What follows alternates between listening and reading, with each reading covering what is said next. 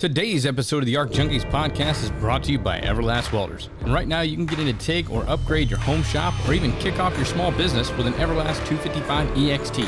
And when you buy any machine that comes with a stock foot pedal and use ARC Junkies in the comment section at checkout, you'll get upgraded to a free Nova foot pedal and TIG torch. That's a $100 value. I get excited every time I pick up a new side job that requires TIG because I know I get to use my Everlast 255 EXT. Now don't get me wrong, I still love running my Cyclone 200E for all my MIG work, but there's just something about TIG welding that gets me all amped up. Stop by everlastwelders.com right now to pick up your next machine. They got some big things coming out soon and you're not going to want to miss it. But in the meantime, take a look at the new Bluetooth foot pedals while you're on the site and pick one of those up. The less cords laying around the shop, the better. And you can get yours today for a fraction of the cost of other Bluetooth pedals. That's everlastwelders.com. We're also brought to you by Fronius USA, and right now for the month of May, they're running a great deal for listeners of the ARC Junkies podcast. Just go to shopweldingsupplies.com/ARCJunkies and get a free Phaser 1000 welding hood when you buy a Trans-TIG 170 or 210. Just put the machine and the hood in your cart and use ARC Junkies in the discount box at checkout, and the hood is yours. The Trans-TIG is a highly portable machine that's great for work right on site. This will be the perfect machine for all your food and beverage jobs. It weighs in at just 21.6 pounds, but this little guy packs a punch. My favorite feature about the Trans-TIG is the inverter technology that actually compensates for voltage fluctuations when your input voltage is too low. And what's more, you can run this thing from up to 300 feet away with just a couple extension cords. This is a great machine to keep in the back seat for all those impromptu jobs you run into while looking for business. Get your Trans-TIG 170 or 210 today at shopweldingsupplies.com/ARCJunkies and get that free Phaser 1000 welding hood when you put the machine and the hood in your cart and use ARC Junkies in the discount box at checkout. We're also brought to you by Rockmount Research and Alloys. They make some of the coolest electrodes you never knew existed. Whether it's their Brutus A rod for welding dissimilar metals together and achieving 125,000 pounds of tensile strength with 35% elongation on tool steel, high alloys, nickel alloys, stainless, or even cast. Or maybe it's their Electra AAA, which is a gouging rod that doesn't require the use of compressed air. Yes, you heard that right. No compressed air is required. And you can cut and gouge metal to make weld repairs or even prep base material. It's fast, easy to use, works in all positions, and the best part is, it doesn't leave behind carbon deposits like traditional gouging methods. These are just a few of my favorite electrodes from Rockmount. You can check out a full list of their great products today at rockmountwelding.com. They have rods and wires for every repair situation. They also carry a full array of hard-facing rods and wires to increase the life of your buckets, bits, and other excavating attachments. Rockmount rods are designed to weld stronger and last longer than typical electrodes that are used for initial fabrication. They make the tools to help you get the job done right the first time, every time. Check them out today and tell them the ARC Junkie sent you. Today's episode is also brought to you by Manscaped.com, who makes the world's best below-the-waist trimmer.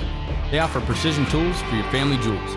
And right now, listeners of the ARC Junkies podcast can get 20% off at Manscaped.com when you buy any of their grooming tools, formulations, or bundled packages. I recommend checking out the Perfect Package 3.0. This package comes with the Lawnmower 3.0 trimmer, which features a cutting-edge ceramic blade to reduce grooming accidents thanks to their advanced skin-safe technology. In addition, it comes with everything you need to keep trimmed, cut-free, and smelling nice. The Manscaped Perfect Package 3.0 also includes the Crop Preserver, which is my personal favorite, especially with the summer coming up. Manscaped also threw in 2 free gifts in their Perfect Package: a pair of high-performance Manscaped boxer briefs and a travel shed to store all your grooming goodies on the go. Get 20% off plus free shipping with code word ARCJunkies at manscaped.com. Are you planning on going to FabTech this year?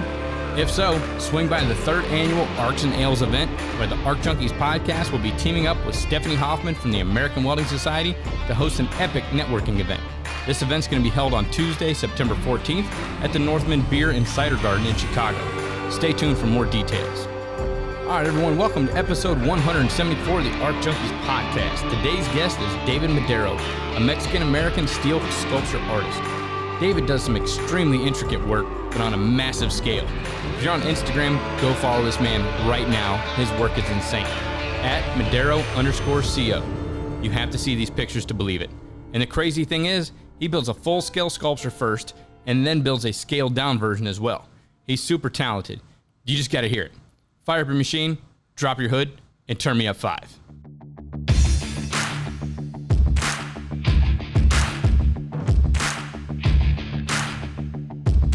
You're listening to the ARC Junkies Podcast.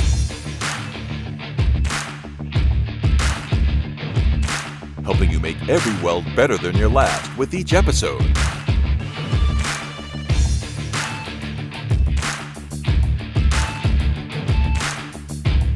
And now your host, Jason Becker.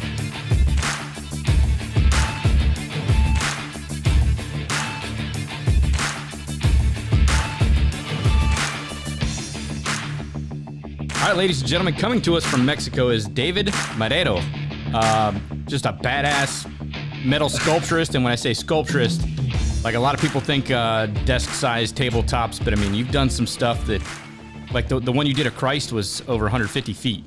Yeah, it was huge, man. You do some ridiculously amazing work, and it doesn't look like, I mean, it's steel, but like anytime I see something like artwork and stuff, you can tell it's like what they call faux.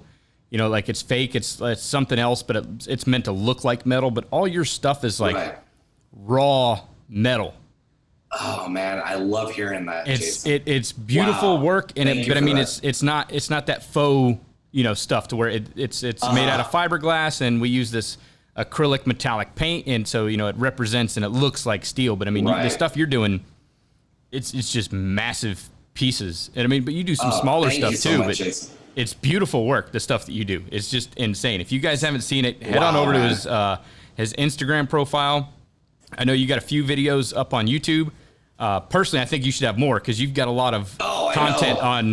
But YouTube's a pain in the ass trying to get everything condensed and like on top of the work Jason, that you're doing. It sucks, man. I got like my first YouTube channel. For some reason, it got deleted. It got canceled. So I had to start all over again. And oh man, it sucks because I had so many followers. I had so many people that were checking out my videos and just canceled, man. It just one of those things. So we had to start all over again. It was about a month or 2 months ago that we had to start the channel again. Damn. But oh man, shit happens, man. Now, so, do you have like the original files of everything that you could just kind of re-upload and re-release the episodes? I do. Yeah, that's definitely. We started out with 2 videos. And the good thing that we do have those files, and we are going to start putting them up of all those past projects that I've done. So yeah, I'm super excited to get people to see what we've been doing here at the workshop. I could watch your work for hours, dude. Like how most people sit back and watch like comedies and sitcoms. Like I could sit back and watch people work with steel and metal and build. Like I've never been into automotive, so I know that that was a big craze back in the day with Monster Garage and West Coast Choppers and all that other. I couldn't get into them because I didn't like the bikes, I didn't like the cars. It was like, oh shit, he's welding. Okay, now I'm gonna pay attention to watch. Okay, he's not welding, it's drama. Totally. Okay, change the channel. I'm gonna watch the Crocodile Hunter or something. I totally hear you, man. It was the Dad and Son show. Yeah. Oh God, I can't believe it. OCC it was or Orange canceled. County Choppers. Yeah. Yeah, that was it. I loved it. And now I'm with you. I'm just waiting for all of the fabrication because all of the drama, I mean, the drama's kind of good and everything, but just seeing them weld, doing those spot welds, and of course, doing those spot welds without the mask. Yeah. You're like, oh man, people, some people are going to get mad and for safety and security reasons, but that's kind of what you see in real life shops. You know? Oh no, I've done it 100 times, and I've done it in front of my students, and I give them the disclaimer, hey, don't do this. This is my hood's on the other side of the shop. Don't look. I'm just gonna make a quick tack, but like I'll do Jason. the whole thing where you cup your glove over the nozzle or something like that. Yeah, just put it in there. But no, I mean, I could watch metal fabrication and stuff for hours. I get lost in YouTube holes watching videos like Will Stelter and Jason with Fireball Tool. And gosh damn, I can't believe I can't remember his freaking name right now. Gosh damn. Yeah, all right, we'll skip over it. It'll come back. I've got freaking... No worries, man. I got Crafts. You know what Crafts is? It's a No, I don't. It's a rare memory disorder. It's can't remember a fucking thing syndrome. Oh, Jason, you and I are from like the same... We're the same people, man. Trust me. And by the way, dude, I got to do it, man. I got my bottle of Jack Daniels here. Oh, have at it, bro. Jack and Coke with you, man. And it'll loosen my tongue a little bit because sometimes I tend to be a little, I don't know, just a little awkward socially. So oh no, that's fine. I remember because I watched you work at FabTech 2 years ago. You were working on the piece for ESOB with like the skyscraper and the welder and stuff like that. And I kind of noticed you weren't too into talking and everything because you were like focused on the work. So I figured you're probably similar to me. I'm extremely introverted. So like even in public, like if somebody approaches me, I'll talk to them. But like I usually don't. I'm not like a social butterfly. Like Stephanie. Oh, like she's a social butterfly, Stephanie, man. She'll just run up to everybody. Stephanie Hoffman is crazy, and Jason, she's got that knack for it. Maybe when you like went up to the stand, I don't know. Maybe I was like cutting something. No, you were like you were all up into the work. Oh man, but I mean, you were like you were in your. No, I didn't. You didn't gaff me off or anything. I just didn't want to disturb you because I mean, like you seemed like you were in the zone working on that piece, and it was coming, and I was just like in awe watching it. And then I get kind of weird like walking up to people like at like concerts or events or something like that and like doing like the icebreaker, introducing myself. I'm just weird like that. So I didn't come up and approach you. I just sat back and like I said, like just watching you work and go through it. Cause you do some of your sculptures with oxyacetylene welding. I do. I do a lot of them. Jason, I gotta change my whole thing. I think I'm going to start wearing a t-shirt that says, please talk to me right on the front, man. Like ask me questions because I really like the chances that I got at FabTech to speak with people was just, I don't know, it was probably one of my favorite things that I've ever done was go to FabTech. It was my first FabTech. Oh man, what can I tell you? It was just such a good thing. And welders, oh man, just, like the whole welding community is something that I wasn't used to. And, I'll tell you more about that later, but, I'm kind of new to the whole, fabricator and welding and the whole social media community. So, really being able to talk to people and man, I just found out that welders are my all-time favorite freaking people on the planet, man. Because Jason, I got to tell you, I have one foot in the art world, and then lately I have another foot. I'm kind of dipping my toes in the welding community, and man, I mean, the art community and all that. It's kind of it pays for the bills and this and that. But the welding community, the people, man, I just can't tell you how much I love the people. They're just amazing. Everybody's down to earth. Everybody's just, man, I can't even explain to you. I'm like out of words, man, to explain how much I mean, they've accepted me. They've, accepted hell, man. You should be neck deep in it, man. Like you said, the welding community is awesome, especially when it comes into social media. Not so much on Facebook. Stay away from there. It's a vile cesspool.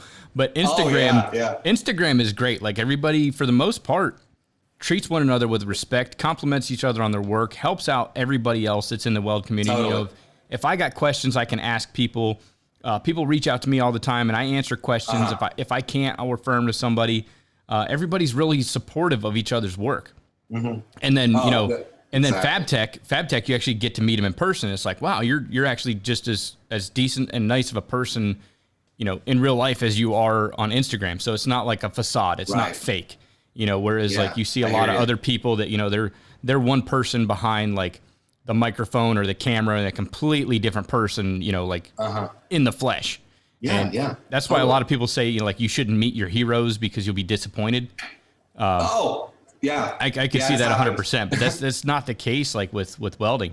And that's what really sucks about last year with FabTech is because like that's a place for everybody to kind of interact and get together and share new ideas and work on collaborations, and COVID just kind of screwed that whole thing up. So I'm looking forward to going this year. It's going to be back in Chicago, which not my favorite place, but I think it's it's the best Fab Tech that I've been to. Right. And it's not going to be as cold, right? Yeah, that'll be kind of. I like the cold. I don't know if you do. I mean, you're like further south than I am, but Florida heat is like, it sucks, man. So I'm sure you had like your big man. I had to go to the store. I've never spent so much money on a jacket. I had to buy a North Face. I'm like, what the fuck did I just do? I spent like $400. I'm like, no, man. So you can wear it for 4 days. Yeah, exactly. It's like accumulating dust in my closet right now because I'm probably never going to use it again. Yeah, because I think it's permanently when it comes to Chicago. I think that's when it's permanently going to be in September. And I don't know if they're changing the dates for Atlanta, but I think Fab Tech will still be like November timeframe when it goes back out to Vegas, because I mean their temperature's like decent year round. So I don't think we have to. And then it backs up with right up against SEMA, so I think that kind of works out. So it's like. With the weather, the time frame, because a lot of people that go to SEMA end up going to Fab Tech, same sponsors and stuff like that. So I think they just stay right in that same area. It's just convenient for them. Yeah, dude, I'm kind of scared of Las Vegas. I mean, if this stuff happens in Las Vegas with like Fab Tech in the future, which I'm sure it will, oh man, that place is I don't know, man. I've been there a couple of times and I've gotten into trouble, man. I've never been to Vegas. I'm scared of. Yeah, man. But oh man, just Fab Tech, the whole welding community, man. You know what? I got to go back and tell you. I mean, I'm used to the whole like all the artsy fartsy kind of people. They're, I don't know, man. I mean, there's a lot of fakeness going on, right? Mm-hmm. And then you go into the welding art, welding art community, and you just they're just good people. They're, you know what it is? There's something about being both an artist and having that creativity going, but also blue collar, because blue collar, there's something about being blue collar that just, I mean, it helps them be good people, because it's like you work hard, you go to sleep at night thinking like, hey, you know, I worked all day, I was sweating, I got burned all day long, and I can sleep at night, and I know that I actually made something. And what people outside the welding world need to start understanding is that welders make our world, man. I mean, literally. I mean, everything around us. I mean, people freaking forget. I mean, you go to a restaurant, you go to a fucking mall, Jason. You go to a mall and you see all the welds, but you just have to notice a little bit and think about the people that are doing that, man. And it's, oh man, there's just so many words that I'm trying to. I think that's what it is like people, you know, they find a purpose and they find, you know, pride in what they do. And so like a lot of them are more humble, you know, because they have that sense of purpose. Right. They've got that sense of pride in their work. You know, it gives them purpose in life. And you just don't find that with like, and I don't want to knock on white collar because they need that too. But I don't think a lot of them really enjoy what they do. You know, they're going in there, they're doing the work, going through the grind, and then, you know, and then they're shutting it off. But like the results that they're doing, it's not tangible.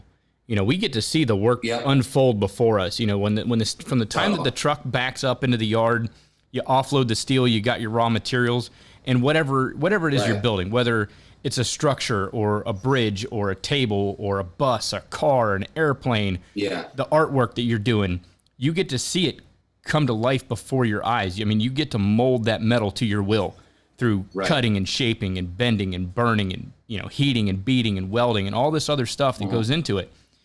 And there's a sense of pride that, you know, so like you said, you know, when you get home at night, you could fall asleep easy, you know, because it's like you worked your ass off. You know, you put in effort and time and blood and sweat and tears, and there's a tangible product. You get to see the results.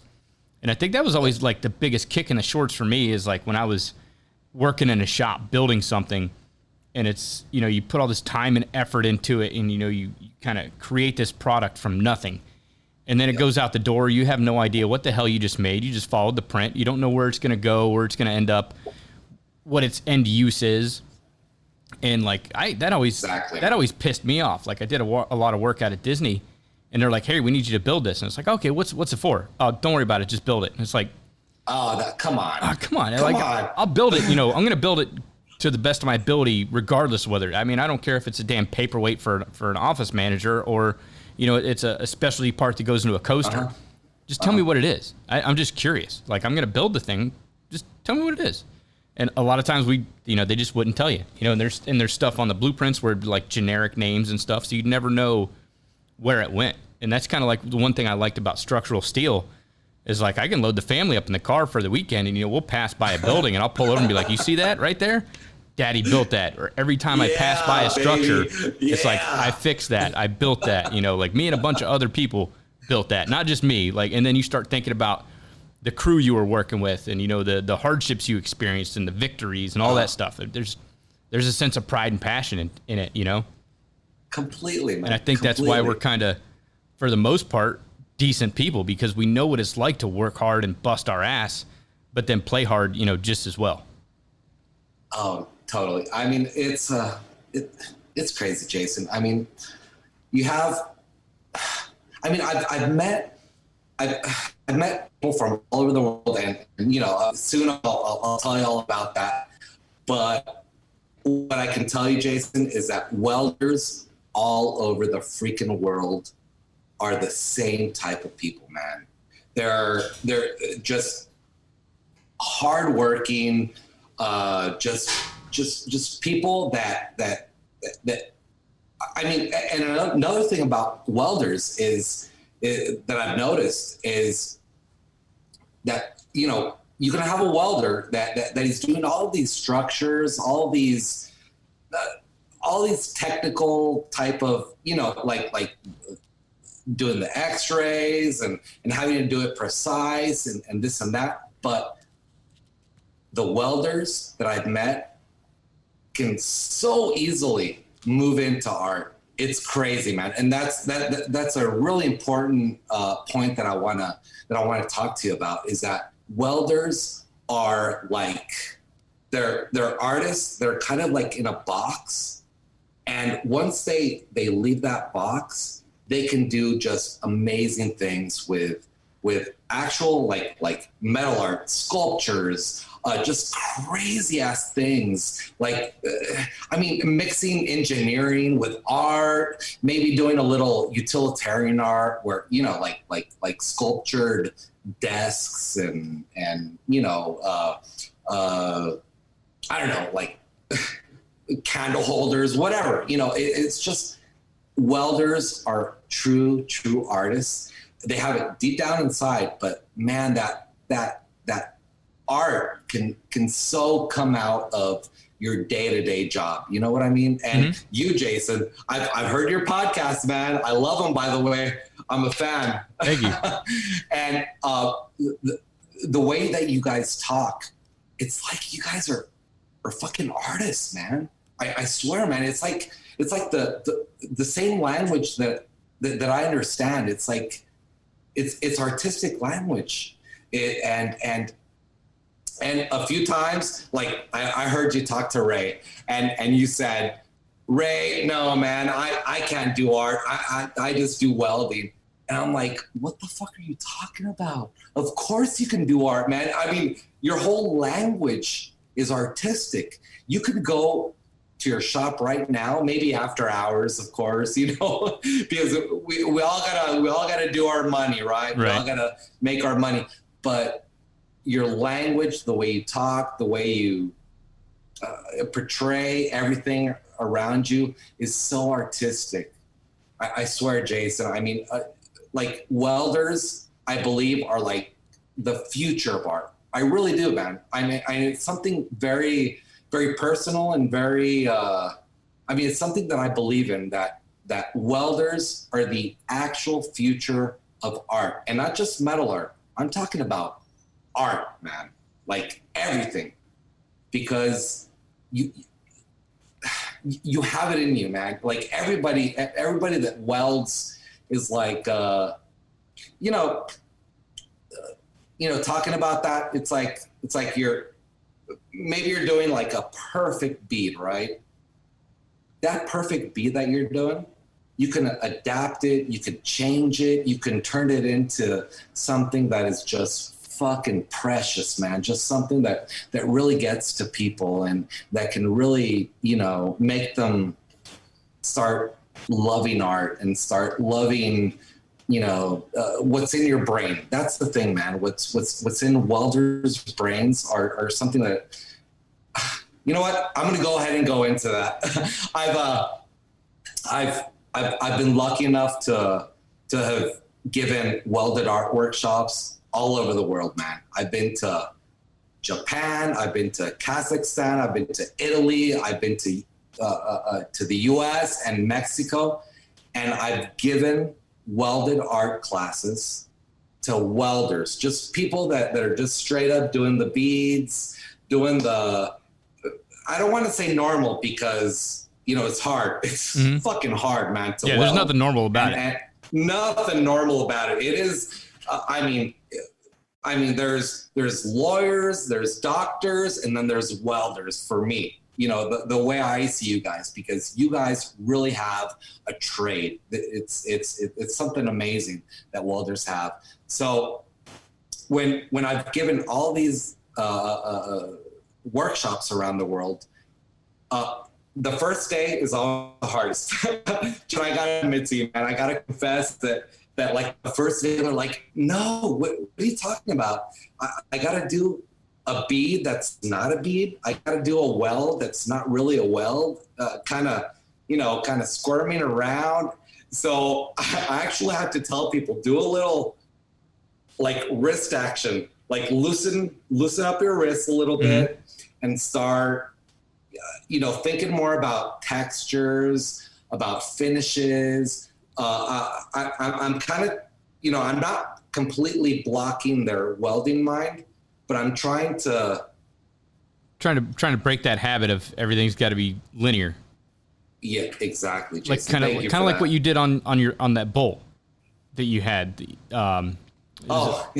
That whole thing right there. I mean, like the texture was caused from welding, but nothing's like really a straight bead. Everything's symmetrical and smooth, but the weld actually makes the texture and follows the contour and the body line and the shape that you're going after. So it's those like I'm putting quotes in the air. It's those welding mistakes. You know what I mean? Happy little welding mistakes, like the Bob Ross of welding. Yes. Oh my God. Oh, I'm gonna start using that, Jason. Thank you, my man. Oh yeah. It's basically it's welding. Like for instance, what I do, I'm like the worst absolute welder you can imagine, Jason. I mean, if you and I were like together in your shop right now, you're like, come on, this dude, he's got to be able to do a fucking bead, man. He's got to be able to do a 45 angle and just do a bead across. I might start that 45 angle, but like 5 seconds later, I'm going to start going up and down and doing zigzags and doing like curly cues and doing all these little dips and figuring out different textures. So just welding is just this humongous tool bag that people have, right?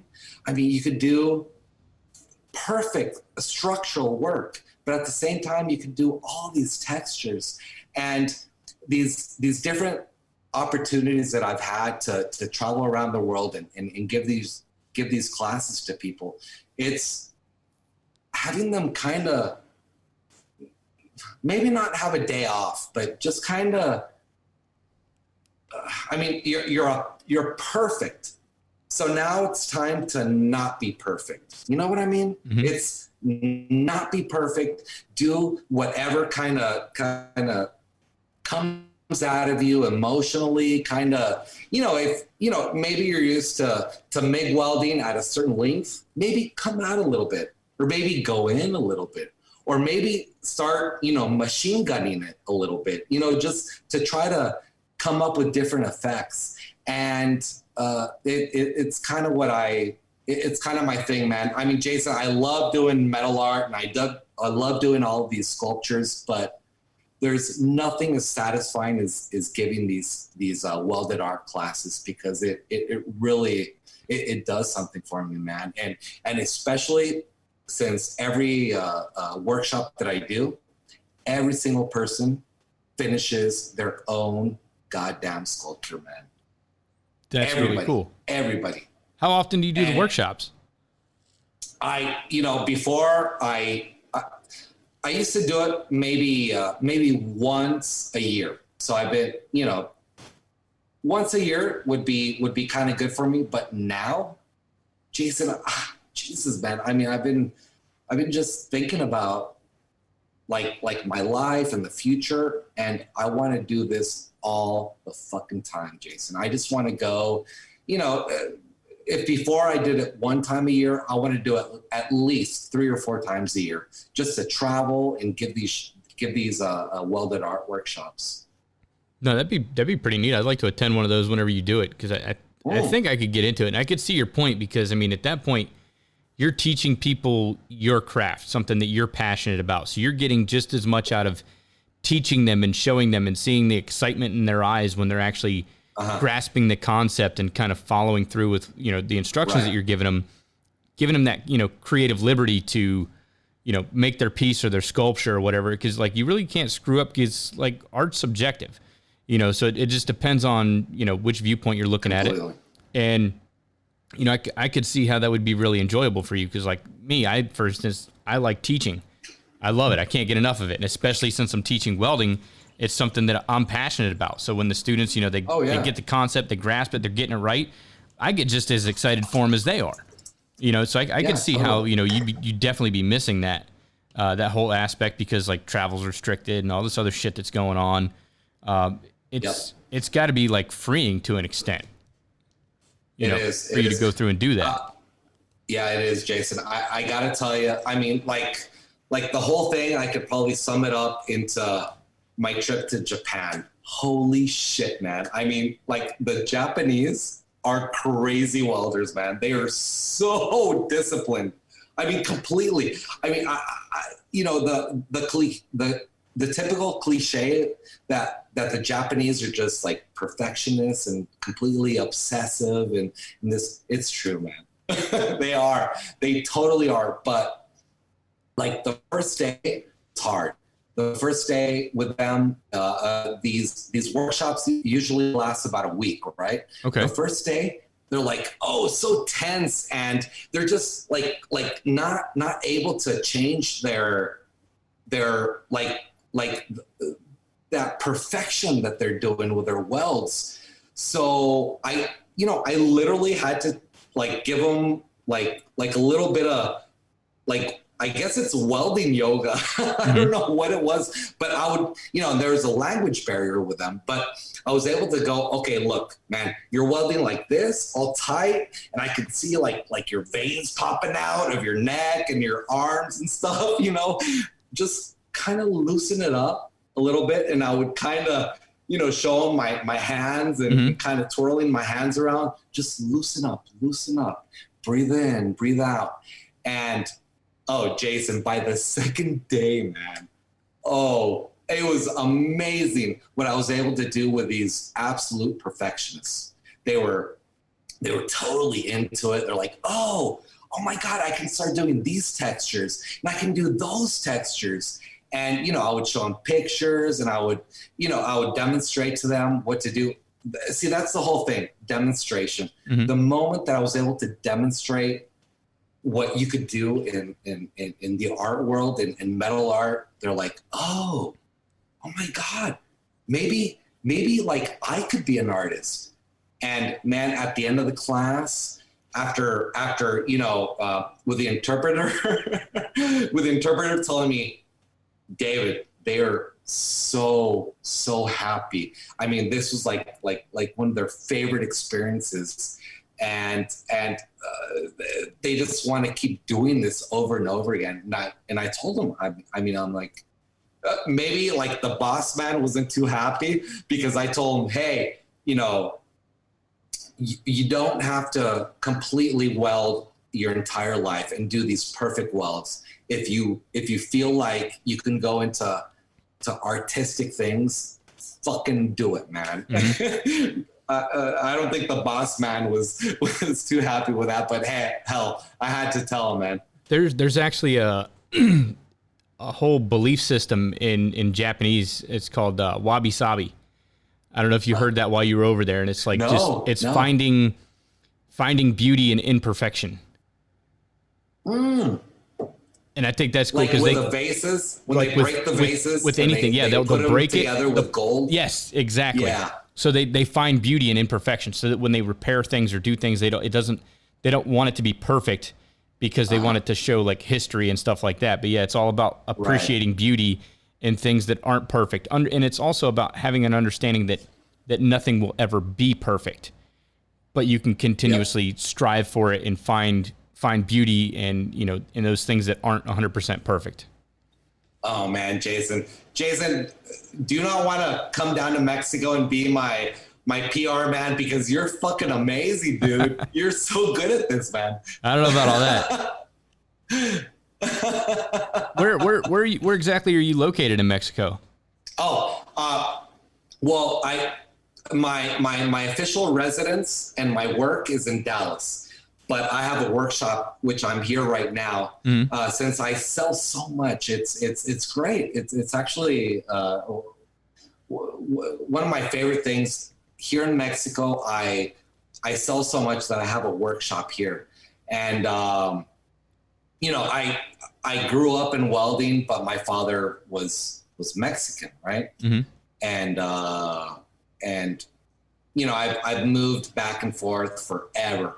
I mean, it's crazy. Like right now, I'm actually translating things in my mind because like half my mind is in Spanish and half my mind is in English, right? So it's crazy for me, man. It's like I had this a slight identity crisis where I'm American, mm-hmm. right? But I'm Mexican. I'm like way Mexican. So it's crazy, man. And sometimes when I do these type of interviews and things like that, it's a little hard for me because my mind with my mouth, it might take like a second or 2 seconds more than normal people. Mm-hmm. No, and that's completely understandable. Like, because I work with a lot of the people at the school. They're like of like Puerto Rican descent or Dominican, descent, and so awesome. Like, so we have conversations all the time, and like that's one of the questions I've asked. It's like, okay, you speak like very fluent English, but I know that it's not your first language. Like, I mean, fluent to a degree where you think that they grew up in America speaking English, you know, from birth. Right. But they haven't, you know, like they've learned over the years how to, you know, kind of adopt that dialect and come up with, you know, and kind of lose a little bit of the accent. But I ask them, like, do you think in Spanish or do you think in English? And they're like, well, honestly, like, as we're having a conversation right now, when you say something to me, I have to interpret it in English, convert it to Spanish, and then speak back to you in English. It's like, damn, man, like, talk about like the processing speed in there, man. It's like Intel processor type shit, you know? Totally. So, you know, if anybody out there starts speaking with somebody and they might be like 2 or 3 seconds a little late on their answers, think, hey, maybe like half their life they lived in another country. Yeah. They gotta translate it back and then, you know, translate it back to English so you can understand what they're saying. Yep, exactly. Totally. And but you know, I love both sides of my brain. You know, the American side is taught me so much, and the Mexican side also has taught me so much. And but you know, sometimes you just kind of have to follow family and friends. And but Jason, while I'm saying this, you know, right now I'm in Mexico, But oh man, I mean, I feel like I'm on like a little island over here, like a deserted island where all the welding and the whole welding universe is in the US, because I see it, man. I see it on social media. The US is the fucking center of the welding world, man. I just fucking see it, man. It really is. It's the US. It's so you never know. I might just, close down here and just spend my whole time in the US instead of just coming here back and forth every once in a while. So do you do like most of your sculptures or all your sculptures, or are you pretty much primarily based out of Mexico? I'm lucky to have 2 shops. Okay, so you have one in what, Dallas as well? Yes, exactly. Okay. Yeah, so it's crazy, man. It's like right now, I swear to you, Jason, I haven't spoken English for about 30 days.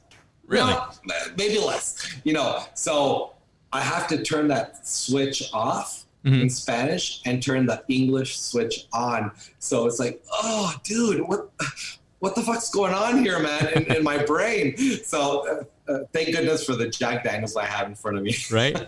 So the guys that you have working with you in your shop, I'm guessing like when you're in Mexico, you have like Mexicans working with you as well. I do. And are they artists or are they just welders and you're kind of telling them what to tack and where to weld things? Or are they, because like I said, I mean, you build these massive freaking sculptures sometimes. And so, I mean, are they artistic people, or are they just like running welds where you're telling them to develop the textures and the contours that you're looking for? Well, it's lucky, because from what I told you about giving all of these classes all over the world, I'm actually able to teach people to do these things. So here in Mexico and also in the States, I'm able to teach amazing welders. I mean, I'm talking about people that are certified. I'm able to teach them to kind of go into the dark side, which is all that artsy and the textures and all those crazy things. So the people that help me are very, very good at technical welding, but I'm able to kind of modify that. Bring that artistic ability out. Especially when I'm doing all these monumental work. So when it's small, I do everything. When it's small and medium, because, that kind of sucks, man, to have somebody else do your artwork. So I'll do the small and medium, but if I do monumental, Jason, it would take me fucking 3 or 4 years to myself do something, especially with my obsessive compulsive nature and all that. So I need help, and I'm able to I don't want to say the word train. I'm able to educate these people to kind of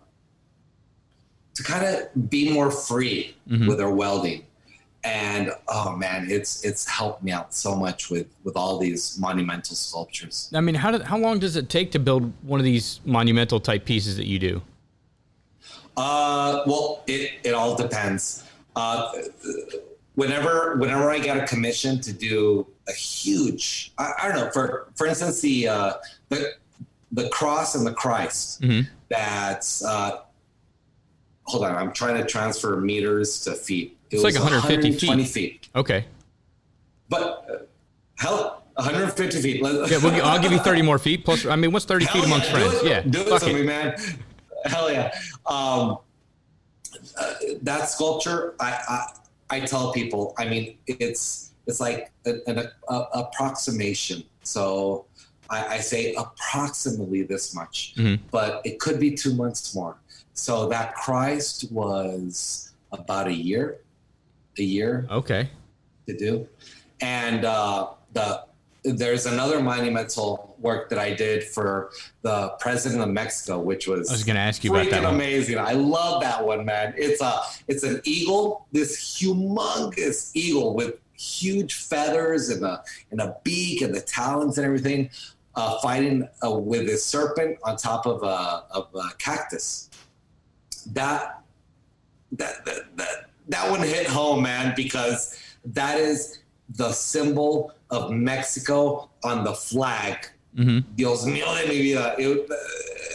That was something that oh man, that just hit me real hardcore in my heart, because, you know, like I said, you know, half my brain over there and half my brain over here.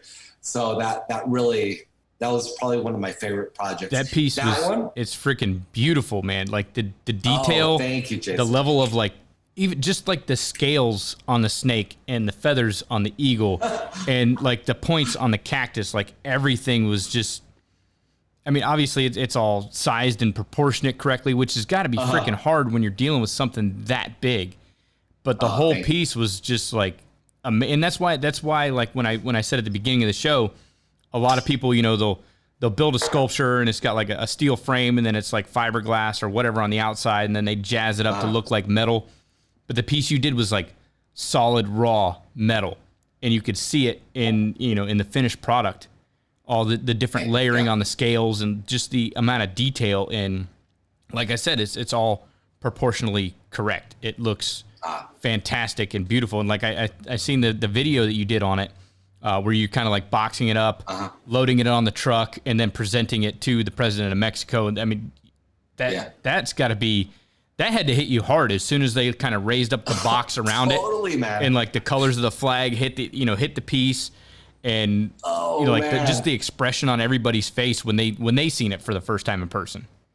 Oh, it was unbelievable. I'll tell you a little like stuff that I don't usually talk about, but they called me. They're like, "Okay, David, we need this humongous, monumental eagle, the symbol of Mexico. We want it big for the president of Mexico." I'm like, "Oh, hell yeah, I can do that." Yeah. They're like, "David, how long do you think it'll take you?" I'm like, maybe about a year. They're like, "No, David, we need it in 6 months." So I'm like, holy shit.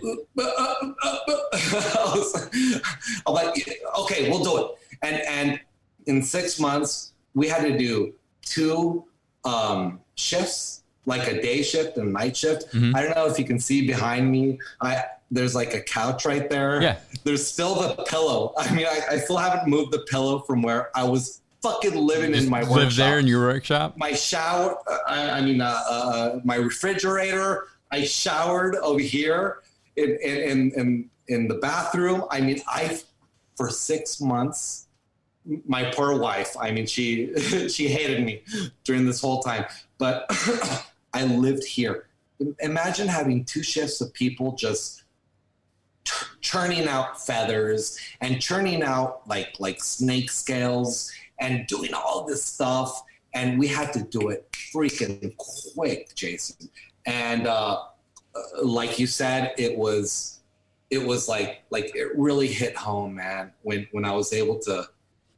And the cool thing about it was the entire Mexican military, well, not the entire, right, but like a big portion of the Mexican military, they had to be there for the whole ceremony. And you could, Jason, I'm talking about like they were saluting the eagle, fighting the serpent. And the moment that I saw tears, I couldn't hold back, man. I mean, I was such a pussy, man. I'm like, whoa! I'm like crying my ass off, just seeing like the soldiers, like the people of Mexico being so proud of what I did. And oh man, Jason, it was really something. It was powerful, man. It was powerful. And it's, that's one of the things about artists is that we kind of artists tend to feed more on people's reaction, right? So I swear, Jason, I might have done that sculpture for fucking free, man. I swear, just for that amazing night that I had. It looked like, I mean, it was a huge ordeal.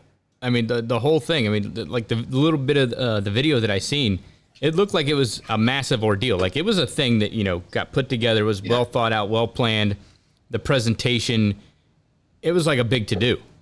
And I imagine it would be for the president of any country. But I mean, it's really cool that you got the opportunity, that they called you up and they were like, hey, you think you can build this? And you were like, yeah, it'd take me about a year. And they're like, nah, we're going to need it in 6 months. And you were like, yeah. So, I mean, what was that phone call like? Like you hang up and just like run to the shop and be like, fuck, what do we have on the rack? Oh man, holy shit. It was like, okay, materials we needed more machines. We needed everything. We needed a spot here in the workshop. We had to draw it out on the wall. It's, yeah, man, it was 6 months. You know, Jason, when I talk about these sculptures, I talk a lot about, you know, how amazing it is to make them. But dude, it's hell, man. It really is hell, because the pressure and the problem with artists, and I'm sure you've spoken with so many artists, you know, you have Ray, you have Stephanie. The problem with artists is that we are a little bit obsessive compulsive. Mm-hmm. I'm sure you rightly so that, right? Yeah, I think all the welders have a touch of that. Same thing like with a weld, but I mean, you're doing it on a much grander scale. Totally. Mm-hmm. No, I could see that. And so imagine that, like, your worst fear in life is being stressed out and oh my God, what's going to happen? It happens. That worst fear, it happens, and you have to do it because, you know, it's your being. It's who you are. So I kind of want to tell you, Jason, I mean, it was 6 months of just pure stress.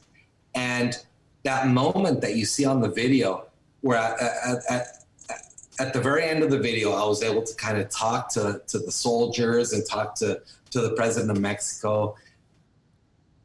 I mean, it was just like this huge weight lifted off my back. And then the problem is, Jason, that then there's the next sculpture that I have to make. You know, it's like never ending, brother. So you get that one moment of like release and happiness, and you're excited, and the pressure's off, and the stress is gone. And you're like, you know, that was the 6 months. Okay, it was worth it. Shit, back to the shop, and then like back to the grind, and then you just build that stress all up again until you see again the unveiling, man. Or you put that last tack on there, or you buff out that last spot and kind of walk away and look at it, and you're like, right. Damn, dude, I couldn't imagine.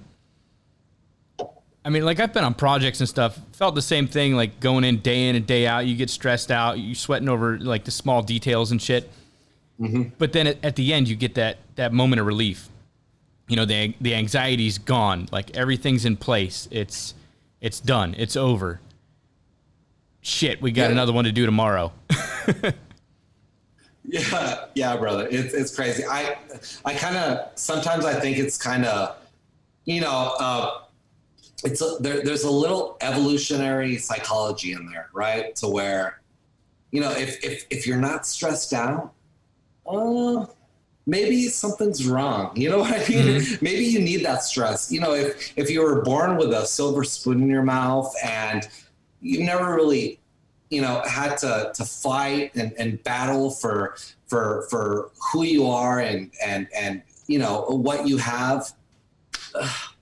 It's, back 1, 2, 3,000 years ago.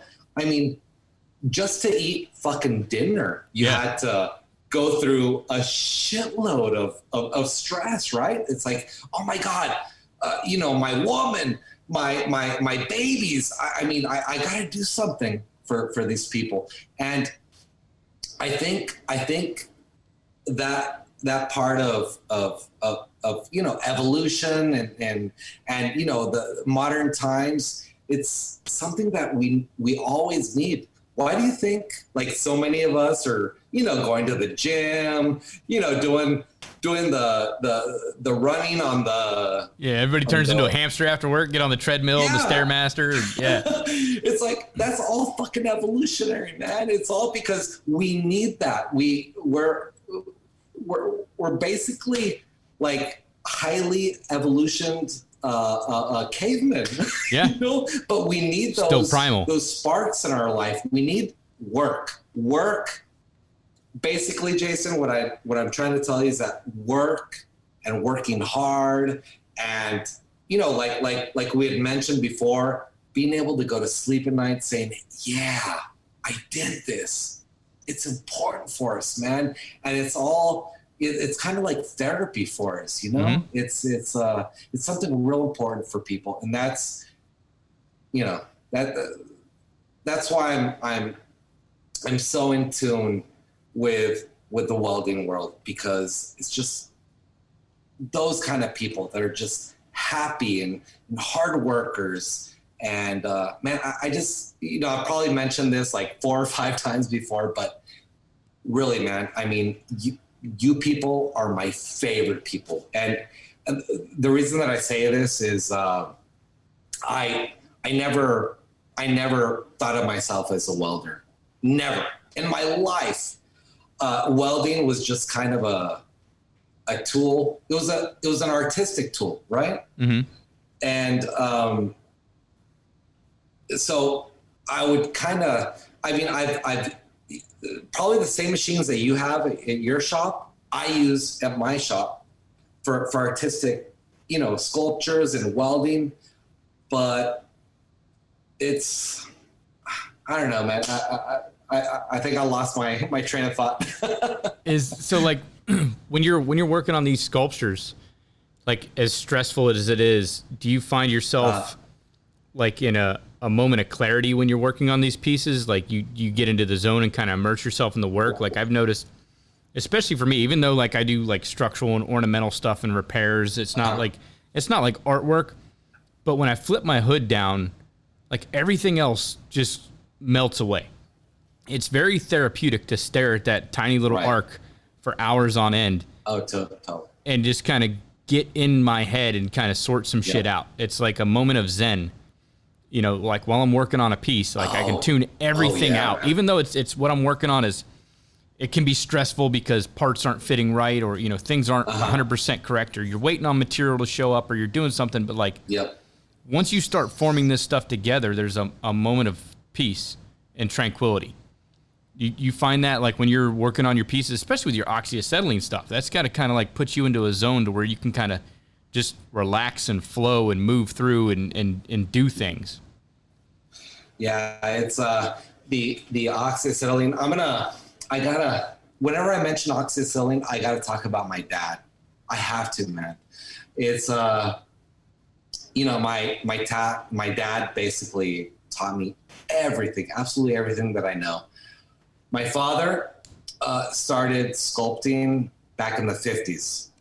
And I'm talking about, before there was, like TIG and before there was all these different crazy ass technologies for welding.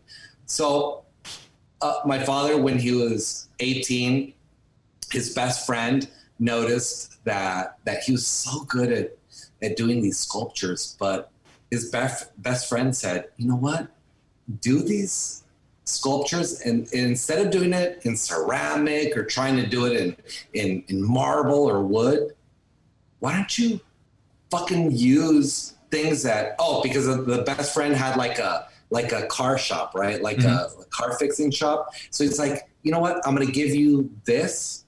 And he gave him a oxyacetylene kit. And my father, from then on, just started doing more oxy and more, the welding and the cutting. And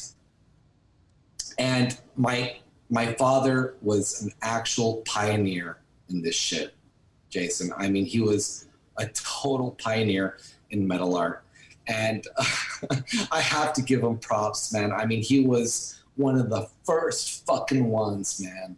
I mean, we're talking about the 50s he was, and it wasn't like my father was like had another job and started doing metal art. No. My father was like all in. Like he invested his whole being, his whole life into welded art. And he started with oxyacetylene.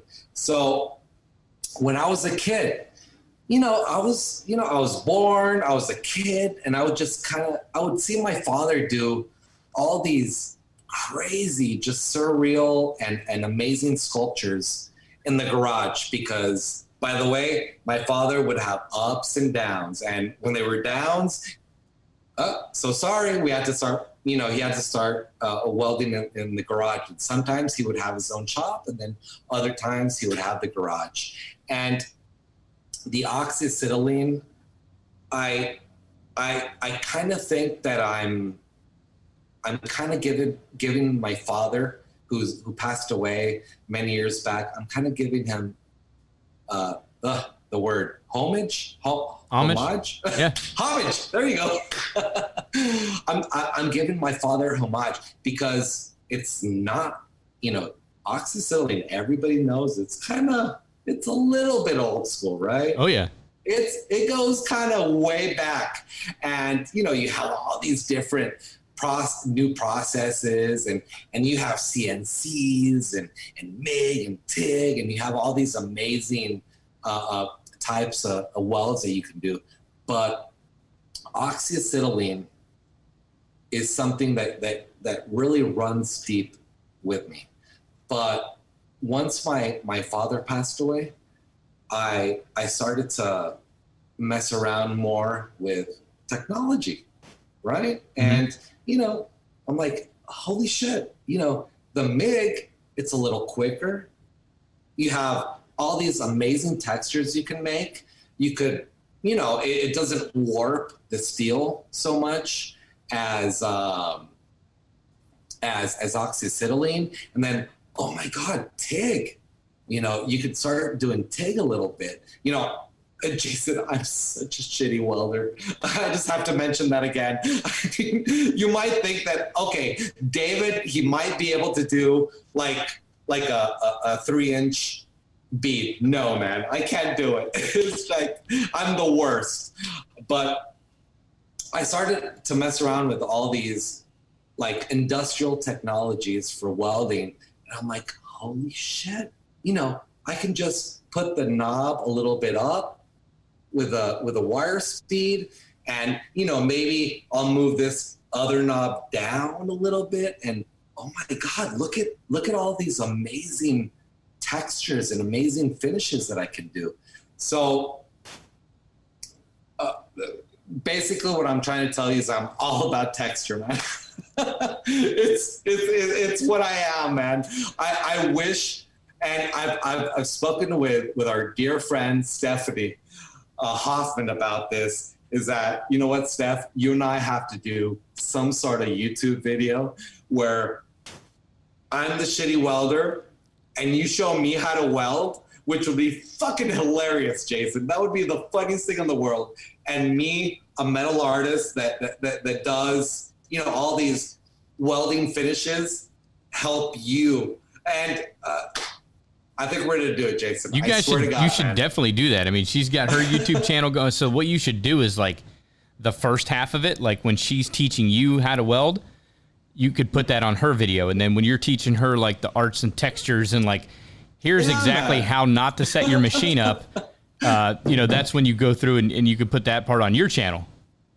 Yep. She is such a fountain of knowledge. Oh yeah. If I were to start today and like study my ass off for like a year and maybe like 8 or 10 hours a day, just try to study and know everything about welding, there's no goddamn way that I would ever get to Stephanie Hoffman. She is unfucking believable, man. She is like a Wikipedia of welding. And I love her to death, man. She is like my favorite person. She is so knowledgeable with all of those things. And when I talk to her, I'm like, oh my God, Stephanie, you're like a goddess of welding. You know all this shit. And she's like, no, David, come on. you're like this amazing welder artist and this and that. I'm like, no, you're the shit. And she's like, no, you're the shit. and I see this all across the board. I mean, we were talking about Instagram at the very beginning, and there's so many creative people. Holy shit, man. I mean, you have Dabs Wellington, you have Ray Ripple, you have Tom from Cold Hard Art. I mean, holy shit. I mean, these guys, I see their videos and I get like goosebumps. I'm like, oh my God, you're an actual perfect welder who also does badass art. And that combined, because I'm not a welder, right? But I do. I don't know. That's subjective also. I mean, like, you can't, there's just no fucking way that you can build a sculpture of that size and that magnitude that's not only looks like a function, like a piece of art. It looks exactly like what it's supposed to. But it's also structurally sound. Like, you couldn't build that and keep it together if you had shitty welds.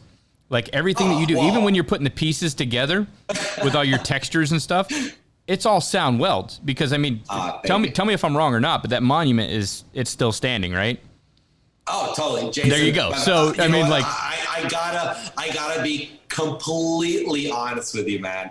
I mean, my people here at the shop, they're such amazing technical welders that basically what we do is I'm like, okay, I want this artistic vision, please, and it has to be 120 feet tall, right? So you guys, of course, I bring in engineers and I bring, people to help me do all the calculations. But I'm like, you guys have to do amazing welds. So I've got like the best of both worlds with the people that work with me. I've got an amazing team, Jason. Such an amazing fucking team.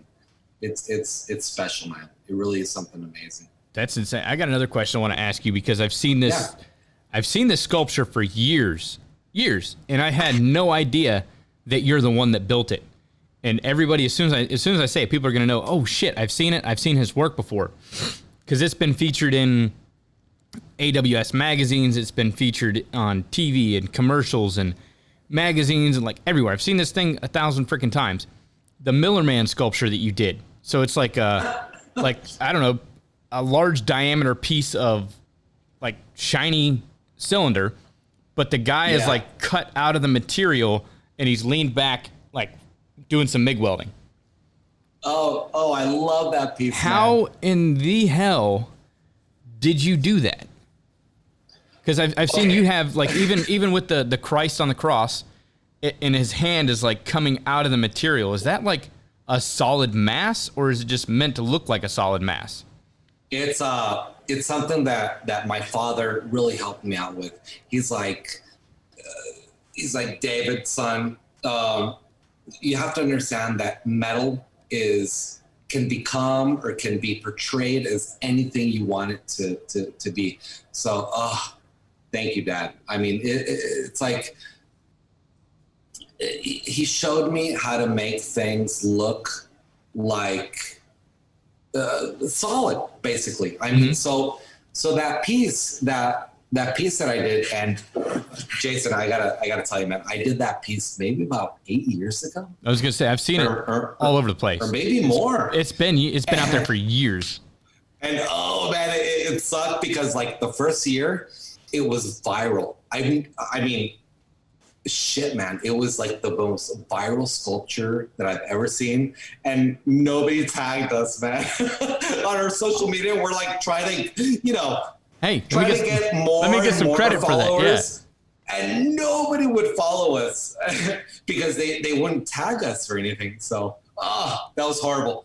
But that piece, it was, it was fabricated to look like it was solid. And oh man, like every once in a while, at least like once, maybe every 4 or 5 months, I'll go into either Reddit or go into all those different posts that show it. And I love it when people start saying, oh my God, that must weigh like 4 tons or 5 tons because it's solid. No, it's made to look that way. It's all, Jason, I'm kind of fake with my sculptures, man, because I want to make it look solid, but they're fabricated, brother. Dude, it's incredible. You can't tell. I mean, it literally looks like you took like a 2-foot diameter piece of cylinder and took like an exothermic cutter or an oxy lance, as it's commonly referred to. Yeah. And just cut that shit out and then bent the material back and then just kind of just started sculpting that out with a grinder. Oh, I love that. Jason, I love hearing the level of detail is out of this friggin' world. Because like when people see that sculpture or see other of my sculptures, like, holy shit, this guy took like 3 or 4 years to do that. No, man, no, it's fabricated. It's I'm like a special effects guy. You know, I make things look like you might want to think that it looks like it, but it doesn't. It's all. I want to fuck with people's minds. That's basically what I love doing. So, Jason, oh man, you got me all warm. Now that the freaking cat's out of the bag. It was all fabricated. I mean, I'm going to completely confess, and especially after 3 Jack Daniels and Coke, I did a tube. I cut out the centerpiece with plasma. Mm-hmm. I used 1/8 inch stainless steel rod and just kind of started forming it to make it look like it was completely cut out. And then separately, I did the welder. So I did, the welder's jacket, the mask. Oh, the mask was a bitch, man. Oh, holy shit. Bet. It was such a bitch to make. And then I did all the wrinkles to make it look like oh my God, it looks real. It looks like this real welder was frozen in time. And then did the MIG gun and just put it all together. And Jason, no joke, maybe about 500 pounds, 600. Really? Maybe. No joke. That's insane. Like, where is it located at? I've always wanted to see it in person. Oh, that one was placed in the ITW in Monterrey, Mexico. Really? Which is northern Mexico, which is a part of Miller. Okay. Mm-hmm. It's a beautiful piece, man. Thank you so much, man. It's incredible. I love that piece. I always thought it was a solid chunk. I love that, Jason. You have no idea, man, how much I love hearing you say that. But that was done about 8 years back, and it was especially painters. Like artists that painters, mm-hmm. They'll do self-portraits. And Jason, I swear to you, man, I'm like, I'll never do a self-portrait. I'll never fucking do, myself welding or anything like that. And that piece was a self-portrait, man. I'm like, fuck it. Let's just do me welding upwards on that sculpture. So that's you? Yeah, that's me. Oh, hell yeah. Me. That's even better. Maybe I should have put a little bit more of a tummy. Well, it was 8 years ago, man. You're probably fit and in shape. You're back in fighting weight, 8 years ago. Oh, my wife. Oh, my wife has me.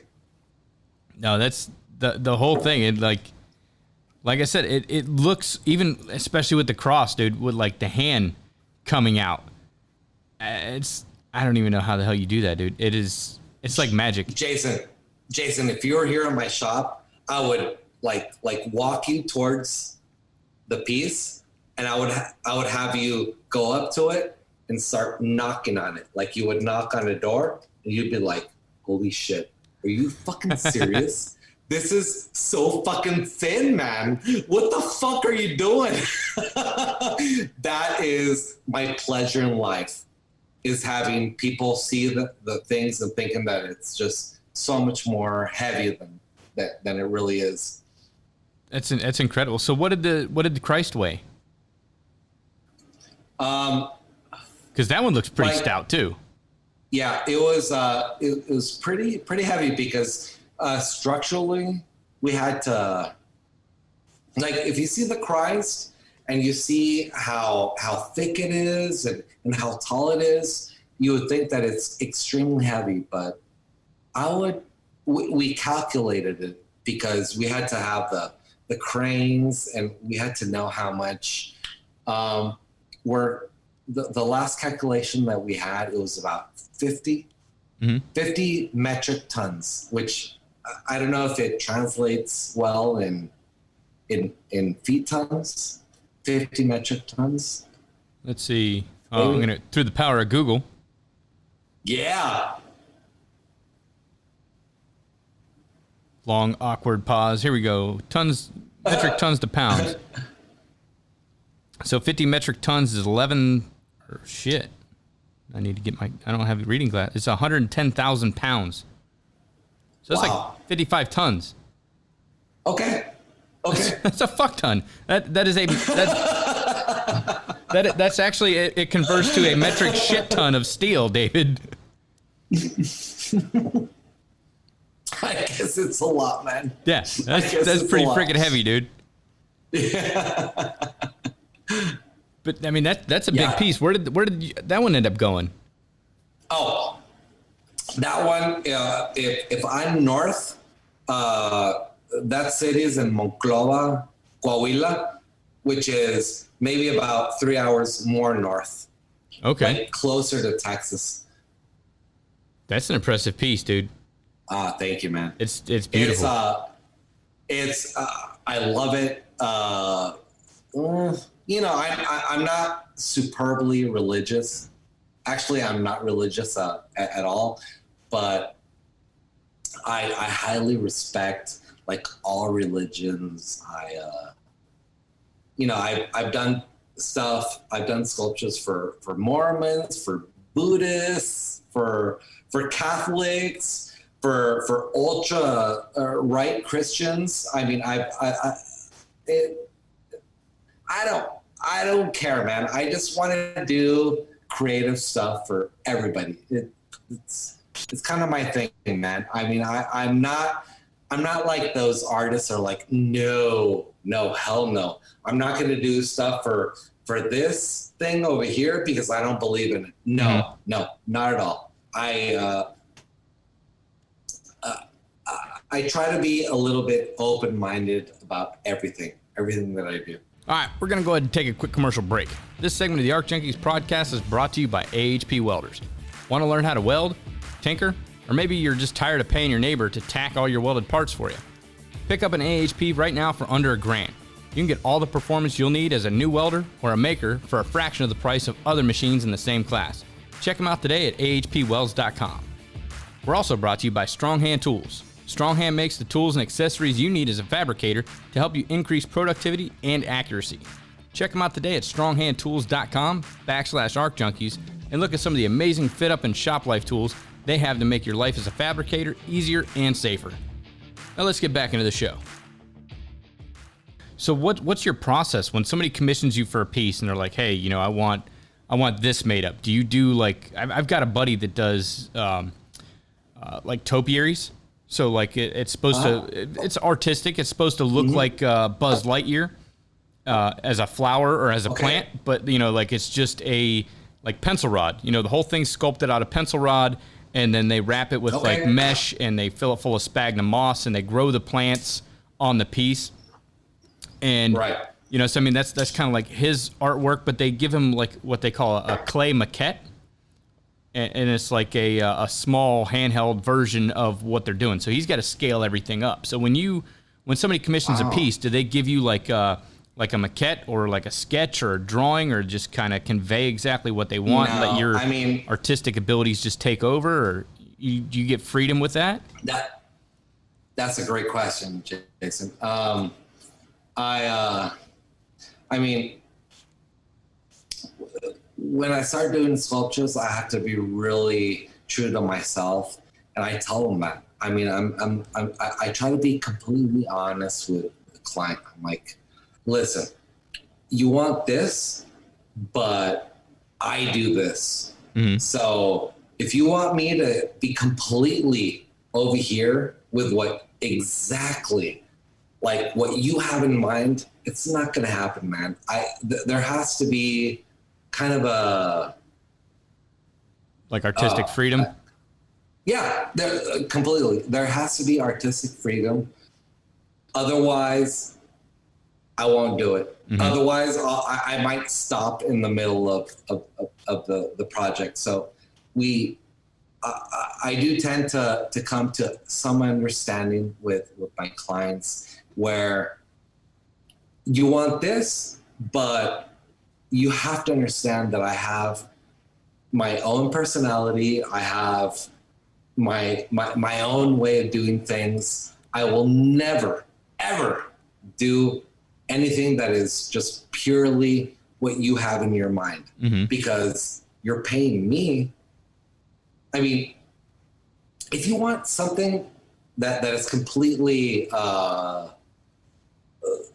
like, if you want something that is completely what you want, go with somebody else, man. I mean, I'm sure there might be some other people that might charge you for that, but there has to be some like melding between our ideas. Mm-hmm. And it kind of sucks, Jason, because I've had to tell people no. Like, oh, so you've turned people down in the past because they wouldn't give you that freedom to do what you wanted to do with it. Completely, man. And it's hard because, I have a family, I have a wife, it's hard, but you just kind of have to stick to your guns and say no. Mm-hmm. I mean, I will not go against my personality, my upbringing. I won't go against everything I know about art. I just won't do it. No, you've got to have standards and values and all that. Yeah. I mean, Jason, I'm not telling you that I'm like the best or the most like I'm not telling you I'm like the most perfect and stick to my guns artist, but there has to be just something there where I have to like something about your idea. Mm-hmm. If I don't like something about your idea, I have to say no. And it sucks, man, because what I do, it's a lot of money, Jason. I mean, you have to just kind of think about money and ideals. And Jason, it sucks, but ideals always win. It mm-hmm. always wins. And you just have to do. I mean, think about it, Jason. Think about somebody coming up to you and saying, you know what, Jason, I want you to do this bridge, but don't worry about the fucking welds. Don't worry about the fucking x-rays. Don't worry about, what kind of materials you use. Whatever. If it falls, it falls. It's kind of the same thing, Mm-hmm. It's just no, man. I mean, I would rather not do welded art. Not do the work than sacrifice your talent, your skills, what you're known for. And I mean, they're coming to you, so they should kind of know that up front. It's like, if you want David Madero to weld something up for you, you just tell him what it is you want and just let him go to work. Mm-hmm. Yeah, pretty much. That's a good way to do it. I mean, I highly doubt that, like back in the day when they commissioned artists and stuff to do pieces and murals and stuff like that, they just, here, paint something here. I want you specifically to paint something here, or I want you to make me a statue, just whatever. And I mean, it was probably left up to their vision, what they thought was what was in them to put together. Right. It's kind of where, Jason, it's kind of where clients have to understand that, I don't know, if a client went to a doctor, they wouldn't be saying, oh no, hell no, I'm not going to do what the professional says. I'm going to start taking the medicine that I think that I should use. That's fucking bullshit, man. I mean, that's another thing about metal art that is really important to me. It has importance, Jason. It's like, you have lawyers, you have doctors, you have engineers, you have all these different professionals. Fucking artists are professionals also. So let us do our job and don't be meddling into what you have no idea about. And it's something that really, it irks me, man. It like if I have a client that tells me what I should do, right away in my brain, I'm like, I hear alarm bells. And I'm like, no, get away from that guy, or get away from that corporation or company. And it's worked out, man. It's worked out. That's great. When you put your vision together, I mean, is this something that you mentally see and then kind of convey that information to the people that are working with you, or even on like smaller pieces, do you sketch it out, or do you kind of do like a rough draft, or I mean, do you just have this vision in your head and you just start going to town, grabbing material and putting things together? Oh man, what's your process? What's your artistic process? I want to dig inside the mind. This one, Jason. Oh shit, I might get a lot of shit on this one, but I don't usually do a maquette, and this might fuck with you a little bit, but I'll do a maquette afterwards. Like, who the fuck does that, dude? I mean, who does that? Like, I'll do the sculpture, I'll do it, monumental, and then later I'll do the maquette. I know it's weird, but so you're back asswards. Totally, man. Totally. So, I mean, I'll tell my clients, if you want like a maquette, maybe I'm with my wife at a restaurant. I'll, maybe sketch something out for you. But if you want more than that, no, man. I mean, you have to trust in people with creativity. And I'm never gonna like backtrack on that on those ideals. It's just so important for me. It's like, you have to trust me. Just fucking look at what I've done. And once you see what I've done, just notice, just use your neurons a little bit and see that I'm going to be able to do the most amazing thing. Oh man, I might be selling myself up a little bit. No, not really. No, I've seen your work. You're definitely not. Thank you, Jason. So do you do a maquette after each of the monumental sculptures? I do one for every one of them? I try to. Okay. And is that like just a smaller version, or is it like a replica of it, or? Okay. Yeah, I've got a team of people that sell for me. So, Jason, I'm going to confess, we have to constantly start bringing in, the bread, right? Yeah. We have to bring in the bread. So I am, pressured a little bit to like, what, David, you did this eagle.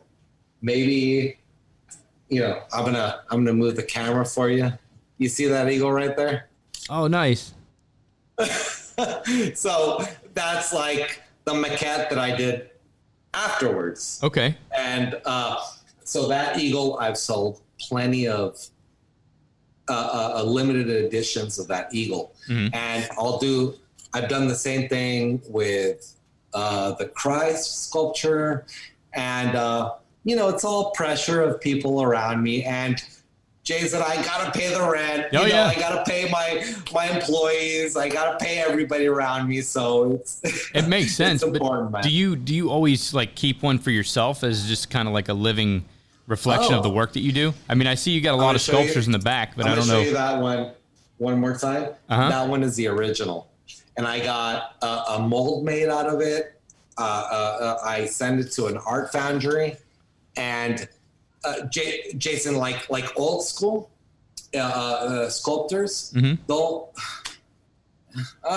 you know what, maybe I shouldn't tell you this, but like old school sculptors, they would do their either sculpture in wax or plastiline or ceramics, and then that piece they would send to an art foundry. The art foundry makes a mold out of it. Out of that mold, they could do limited edition pieces in stainless steel, in bronze, and all these different materials. They call that the lost wax process, right? Or something like that. Yeah. That's exactly what it is, Jason. Okay. But I've had so many people say, David, why don't you fucking do wax, or why don't you do plastiline? It's so much easier. You might be done in a week. I'm like, fuck no. I mean, that's always my answer. And I don't know if it comes from my father. Maybe my father's like kind of, yelling in my ear, don't fucking do plastiline, or don't do fucking wax. And I have to do it in the texture that it was intended to be, which is welded art. All those textures that so they make the mold from like you make a steel replica or a scaled down version, and they'll make the mold from that. Totally, Jason. It is so crazy, man. That's insane, dude. You could put your thumbprint on one of those, and your thumbprint will come up in every single fucking piece. It is so insane how perfectly they can make your welds look. And I'm hoping that the future of welded art is that more artists are like, oh man, maybe I don't have to do just one original piece of art. Maybe that original piece of art I can get a mold of, and then I can start making 12, 24, 36. It's always by dozens in the artwork, right? And start selling those. I'm hoping that the metal art world starts to overlap into the art world, right? I'm doing the quotation marks. I'm hoping that, because, man, I mean, sculptors, what the fuck, man? I mean, sculptors are kind of used to being an AC, like my office, right? You see my office? Yeah, it looks like a friggin' fortress, man. Oh, thank you, my man. Thank you, Jason. But come on, man. Maybe they're watching Netflix, or maybe they're watching or listening to music. They're just doing plastiline with a little wooden art tool. No, man, come on. I mean, people want to see, at the beginning, you had mentioned blood, sweat, tears. I mean, that can never leave artwork, man. I mean, you have to know that the artist really worked hard on it, you know? And that's why the original pieces that I make, like that one right there, it's always welded, Jason. Never in plastiline or ceramics. I love that. That's freaking cool. Or fucking wax. Done it twice. Like, I would imagine I imagine it would be harder to make like the scaled down replica out of welded metal after you've built it freaking massive. And like, when I say massive, I mean they're hauling them out in 18-wheelers. So I would imagine taking, something that big with that level of detail and shrinking it down and getting it just like the original massive size one. That's probably, you think it's harder to do that than it is to build the original, the life size model, or not even life size, like bigger than life. Right. Well, I am kind of OCD, so I'm like obsessive compulsive. And so like the big pieces, I can kind of get away from it a little bit and say, okay, we have like the Eagle. They told me 6 months and I told them 1 year. I'm like, oh shit, there's no way that I can be so OCD about the sculpture, right? But I had to figure out a way of getting Jason, come on, man. I mean, I did the head of the eagle, and inside the beak, like the nostrils of the eagle, I had to fucking fill that in. I mean, nobody and their mother would have seen that. You know, I mean, there's no way that anybody on the planet, in the universe, would have known that I didn't fill in the whole nostril. I had to fill it in. Jason, just because the level of OCD and all that stuff, because you wouldn't be able to sleep at night because you'd go to bed every night knowing that part wasn't left finished. Exactly, man. I mean, what's fucking wrong with me? I mean, no, I wouldn't say there's anything wrong with you. I mean, that gives you, if anything, more credibility because you're not half-assing things. So I mean, that's like the difference between, like, I guess, being a good person for the sake of being a good person or being a good person because somebody's watching. So, like, you've got that level of detail that nobody will ever see. But it's up to you know that it was left unfinished, or you know that it was done right. You know, so that, once again, back to the original, you know, the beginning of the episode, that's why you can sleep good at night, because you know nothing was half-assed. Nothing was unfinished. Nothing was mediocre on that piece. Everything was done to your utmost, you know, to the best of your ability, and you took that level of detail, probably maybe not just on the nostrils, maybe on other things that people will never see, internal parts, you know, and I think that's what separates people is, you know, doing uncommon things that people will never see. You'll never get credit for that. People will never, they'll never see it, you know, but you know that it was done right. Thank you. And it may be like as you're saying that, I'm thinking to myself, and I've thought this before. I'm like, oh, David, come on, man. I mean, maybe you could have done all the beads on the feathers more quickly, or maybe you could have had your helpers and apprentices kind of grind it out. I'm like, no, I want those fucking welds to show. And you might need to be, you know, close up to like 30 feet away to see those welds. And if you're like 40 or 50, 60 feet away, you're like, who cares, right? But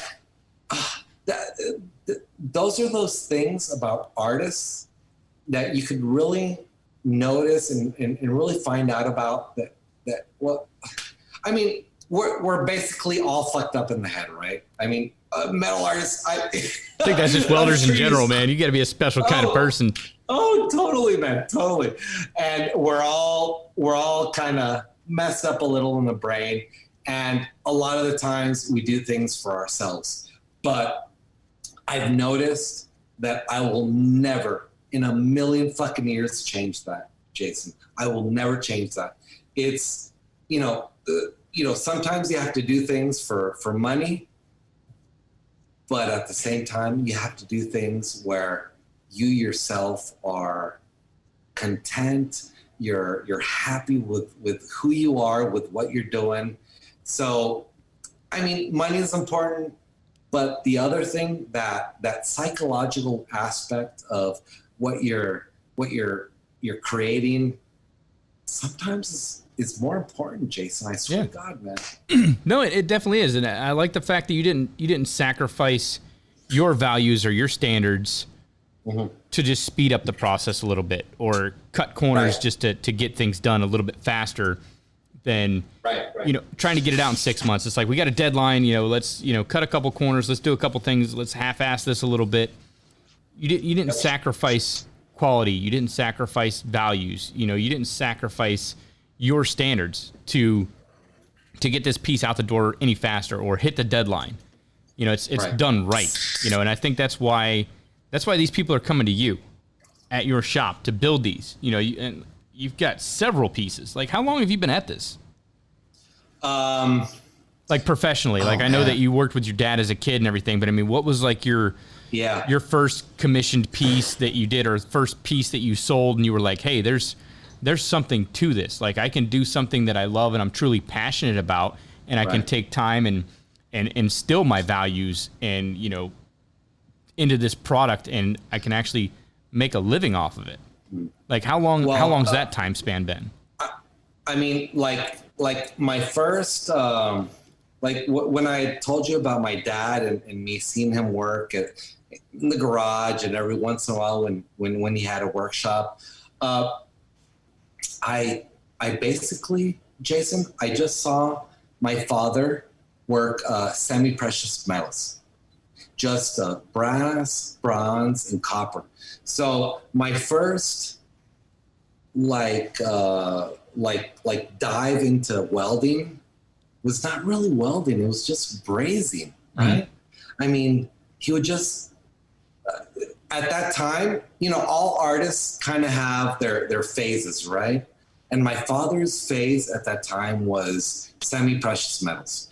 And I'm like, oh, okay. This is what all fathers do, right? Mm-hmm. I mean, I was like 4, 5, maybe 6 years old.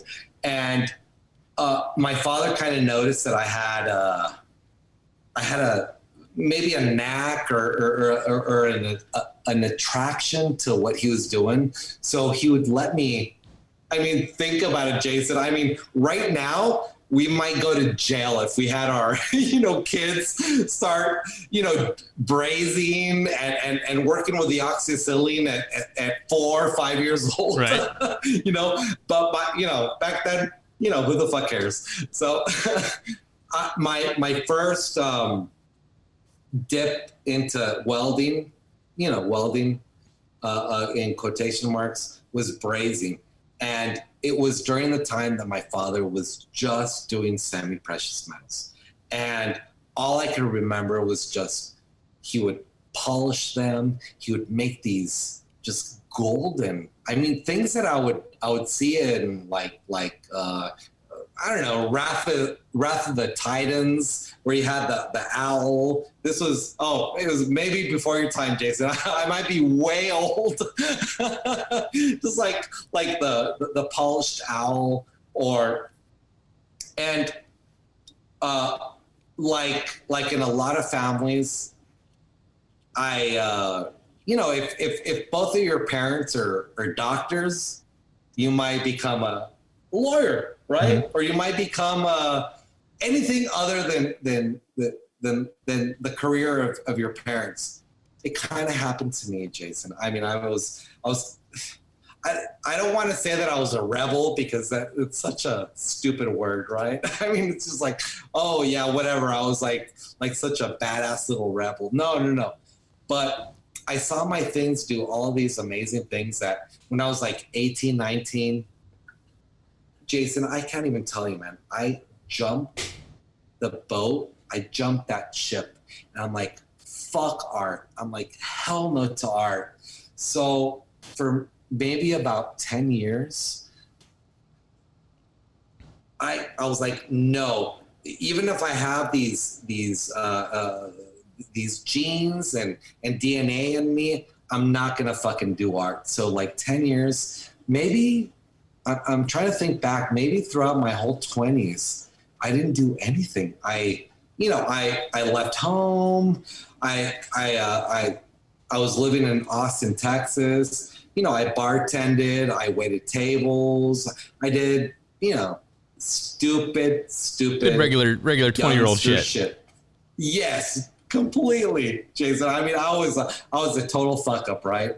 And I don't know, maybe like the maturity kind of started to come in a little bit. And when I was 30, and I'm talking about 15 years ago, I'm 45 right now, Jason. Really? Like 15 years ago. You don't look like a day over 34. Oh, dude, I fucking love you, man. Oh, my brother. Thank you. And when I was 30, I'm like, no, man. What the fuck are you doing, David? You're sketching at night. Maybe you'll finish your bartending shift and you'll start sketching. What the fuck are you doing, man? You have this in your blood. And Jason, it is something kind of hard to fight against what you're good at. And I tried really, really hard for about a decade. And I just, I don't know what happened. I can't really go into too much specifics, but I came into the realization that, dude, what the hell are you doing? You have to start creating. You have to start, maybe talk to your father. Maybe, tell him what's going on. And I had a lot of problems with my father, all throughout my life. And not until I was 30 years old, Jason, 15 years ago, I'm like, oh my God. I mean, this is my life. This is what I'm, I don't want to tell you this, but it's kind of true. It's what I'm meant to do, And I told my father, and he said, you know what, David, just come back home. We'll figure it out. We'll do something together. And I went back home, and it was the absolute first time that I came to the realization that, you can't fight against your genes. Jason, I'm serious, man. I mean, if your parents give you something and it's in your blood, oh, fuck, man. I mean, you can't fight against it. You just have to go out and take advantage of what you have in your DNA. So this was 15 years ago, Jason. And, I've basically been a sculptor for 15 years. So it's not like, I did do a lot of welding and I helped my father out when I was young. Mm-hmm. But that stupid rebel, like, oh no, fuck my parents, I want to do something different. It kind of seeped into my psyche, and for 10 years, Jason, I might like if that didn't happen to me, I might be able to tell you more about technical stuff about welding. No, but I think honestly, like, because you did take that 10-year break and you kind of tried to avoid it and escape it, and then you came back and you centered yourself and you found it, and you were like, no matter how hard I fought this, I'm meant to do this. I think that puts you in a much better position because you appreciate it more, because you did try to escape it and you found yourself in the process. If that makes any sense. Like you fought it for so long, you fought it for a freaking decade, and you're like, you know what? This is what I'm supposed to do. This is what I'm meant to do. So when you took a decade to figure out that this is the right way, this is my path.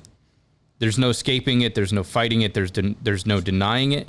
And I think maybe if you would have just like picked it up right there, if you wouldn't have went on your 10-year trek of, being a 20 and just pissing your life away like most 20-year-old kids do, you probably wouldn't be where you are today. Just for the simple fact that you didn't find yourself in the process. So you own it now.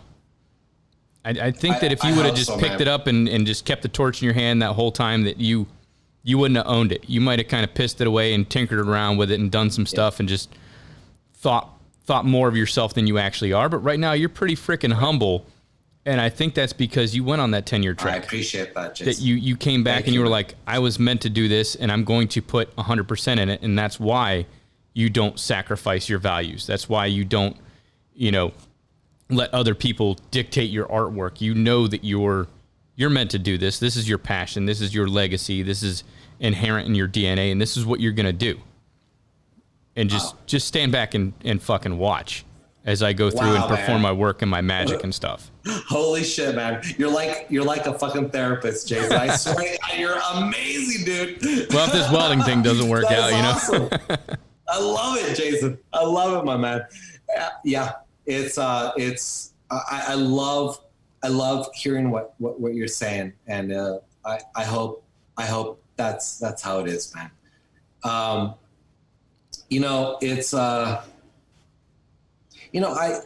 know it's crazy. I mean, when you're a kid, when you just want to, some kids were, I'd mentioned before, the silver spoon in your mouth, and other kids weren't, didn't have those parents that shared absolutely anything with them. At the end of the day, we're our own people. We can make our own fucking destiny. We have, I mean, there's just no ceiling.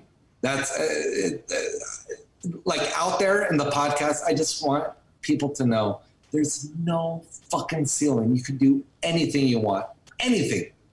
And, it doesn't matter if you grew up in a abusive household, or if maybe you grew up with like parents that made you seem like godlike, right? And like, oh, I'm the best. No, it doesn't matter what your upbringing is. Just, you have to just know that you're your own person. And, genes are important, but the good genes are important. You know what I mean? I mean, those good genes that I got from my father, the creative genes, those sculpturesque genes that he gave me. But those bad genes, you don't have to swallow those. Mm-hmm. You don't, man. I mean, it's just like you could totally get those out of you, man. Just completely rid yourself of those bad genes. And it is possible. And, oh man, maybe I'm going into. No, you're good, man. Now, so do you continue on kind of with your father's legacy from time to time and work with other fine metals like coppers and brass or anything like that? Or it's just strictly steel? I mean, do you do anything in like any other type of medium? Jason, you're killing me, man. I mean, I don't know if this has happened to you, but I've had like 5 years where I'm like, David, what the fuck's wrong with you? Why don't you start doing more bronze? Why don't you start doing more brazing? Why don't you start, you have copper. Jason, I have copper out there, man. And I could easily start doing what I was doing at 5, 6, 7 years old. And I haven't done it. Jason, I swear to God, man. I mean, in the next year, if you don't see me do something out of semi-precious metals, please write me and say, what the fuck are you doing, man? I got your number. I'm gonna hold you in check, man. Yeah, man, totally. Because I grew up with that. I mean, the brazing, it's that's an art in it itself. Oh, totally. It's just so beautiful. It's, I love steel. I love stainless steel. But bronze, brass, and copper, it's just, there's just something like, I can't even explain it. It's just so like shiny. Yeah. Maybe that's like a dumbed down word that I'm saying is shiny. I don't know. It's like something that a king might have or that like the Vatican might have. I don't know. Well, I think that's something that, like, when you work with that medium too, you got to be, it's a little bit more finesse, like, as opposed to working with like regular A36 or regular mild steel or stainless, because that could take a lot of abuse. But like with your semi-precious metals like brass and copper, it can turn to shit really quick. Like if you stay there with the torch a little too long, there's more finesse to it. That's a more finer, slower process. I would feel like and don't listen to me because I don't know shit about it, but just like assuming from what I know about metallurgy, Jason. From what I know about metallurgy, my ears are peeled with you, man. You've got to be. It's a lot more fine tuned, a lot more relaxed, a slower process than because like with steel, you can like squirt some MIG wire on there and you're like, fuck that up, and you take the grinder and clean it up, boom. It's like the magic eraser. But with brass and copper and bronze and all that stuff, you really can't do that. Like you got to get it right the first time and be super focused as compared to working with like regular steel or stainless or something like that. Well, it is crazy, especially with oxyacetylene. But what I noticed when I was a lot younger, like 5, 6, 7, 8 years old with my father, is that, like bronze, copper, brass, it kind of, everybody and their mother knows that if you put oxyacetylene in, it'll start to warp, right? Mm-hmm. But I saw my father. I would see my father work, and he was like, I don't give a fuck about these warps. These warps, I mean, he would be able to braze like a copper sheet with a copper sheet. He would be able to braze and join those two sheets together, mm-hmm. and he would know. I mean, what the fuck, Jason? I mean, he would know where the warping would happen and where to keep the heat on it to where that warping was part of the sculpture. I'm like, damn. See, that's the finesse. That's the yes fine detail work. And that's why I said it's got to be it's got to be a real slower process, because they're very unforgiving metals. Yeah, totally. It's like trying to heat up a piece of aluminum. Like you heat it up. There's no indication that, oh shit, it's a liquid. Like where with steel, like it's gonna get brighter and brighter, and then it's gonna start to sparkle a little bit, and then it's a blob. Like with these finer metals, like you're working with those, it's just like, okay, it's solid. Okay, everything's going good. It's still solid. Oh shit, it's a it's a splat on the floor now. Yeah. Yeah, and there's I'm gonna tell you the truth, Jason. There's one metal that I just can't. Oh, it's Stephanie Hoffman listens to this. She's gonna freak out, but I cannot do aluminum. I just can't figure it out. I know it's beautiful. I know it's lightweight. I know it's highly artistic, right? I mean, there's so many sculptures, like beautiful sculptures. Aluminum, like out of all the fucking metals, aluminum is something that I'm going to need either Stephanie or you. Do you do aluminum? No, I can weld it together. I can't do anything pretty with it. Oh, man. The next time we see each other, you got to help me, man. You got to tell me, David, here, you have this sheet and just fucking start doing all your crazy ass welds over it, and we'll figure out how to make you a aluminum sculptor. Stephanie would definitely be the one to talk to, man. That's like her go-to. That is aluminum is her jam. Know. She does some really cool stuff. Badass. And now she's incorporating the copper with the aluminum, with the contrast and all that. That's oh, brother. Two different materials working together. Cool. She's doing some really cool stuff with that. Yeah, she is. That's another thing that I've noticed about, like, specifically in the metal art world.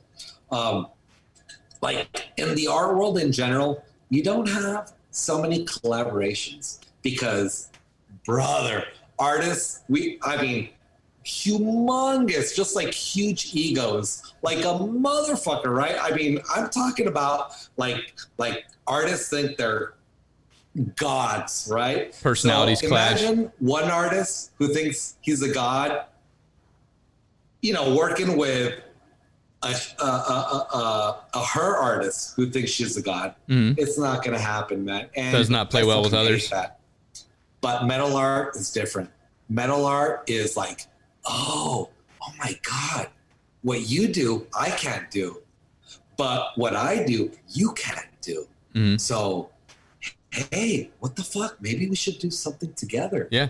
And that is the most amazing, beautiful thing about metal art, man. It's like the Lady Liberty that Stephanie and Barbie did together, because that's kind of like, yes, that's Barbie's world, where she did like the sculpting piece. Yes. And then Stephanie took over and did all that really cool work with the copper and the base and the book and the hood. Yep. And that was like her world, because she does deal with aluminums and coppers, and Barbie does a lot more steel structure, and all that stuff. Mm-hmm. And those two combined, and that piece looks absolutely gorgeous. Like I want to find the Careers in Welding trailer and go see that piece, because I think they're supposed to be putting it on that trailer pretty soon, and that's going to tour the country. So if the Careers in Welding trailer is in your area, I think they do like an 18-week tour. Go check that thing out. Totally. I want to see that. They usually come to Florida, but like I guess the trip got postponed a little bit, because they're usually 2 years ago they were in Florida in April, and like with the whole COVID thing, everything's kind of shifted the schedule a little bit forward. So I don't think they're not going to be in Florida this year, but they're going to be at other things. But I think they're going to land at FabTech. So if they do, I'm definitely going to go check that out, because I've seen the pictures that they did, the videos. I've had both of them on the podcast talking about it. I watched their Instagram live. Listen to the podcast. All that stuff that they do. And just those two working together, you know, two different worlds coming together to create one piece. And I think it turned out just absolutely amazing. But the best part about it, Jason, is that it wasn't like Stephanie was saying, oh, fuck Barbie, I'm so much better than her. And Barbie wasn't like, oh, Stephanie has no idea what art is. No. You saw it in the videos. They're like, oh, you're good at this, I'm good at that. Let's work together and let's make something. Yeah, they respected each other's talents in that, and they knew you know where the strengths were for each of them, and they kind of collabed together and did that piece together, and it just turned out simply freaking amazing. Totally, man. It really gives me goosebumps seeing those videos. I mean, I'm I'll confess that, like, in the morning and at night, all I do is watch Instagram stories. All I do is just watch all these different videos that all these different metal artists do. And there's not a fucking drop of, oh, I could have done that better. Or, oh, you suck at that. And maybe I could have done, no, everything that I see on Instagram is like, oh, it's educational. I mean, people, when you see like, especially if you want to create stuff, look at me, look at, you know, Stephanie, at Barbie, at Ray, and so many other metal artists, and just kind of say, oh, I'll take a little piece from them. Yeah. From this person, take a little bit of over here. Maybe David, you know, even though David is fucking old school like a motherfucker with his oxyacetylene, and kind of make this mold, kind of meld everything together and figure out my own style. Mm-hmm. That's what I want. That's, man, that's what I want. It's very similar to music, because you can see, like, well, you can hear different music and say, okay, this band was like heavily influenced by this band. So, I mean, like, you take a little bit from Metallica and a little bit from the Black Crowes and a little bit of Zeppelin over here, and boom, you've got your own sound. Like, I mean, look at Dave Grohl with the Foo Fighters, how he's taken different musical styles and not just Nirvana. Not just from, you know, playing the drums or the bass. Like, that first album that he produced, that was 100% him.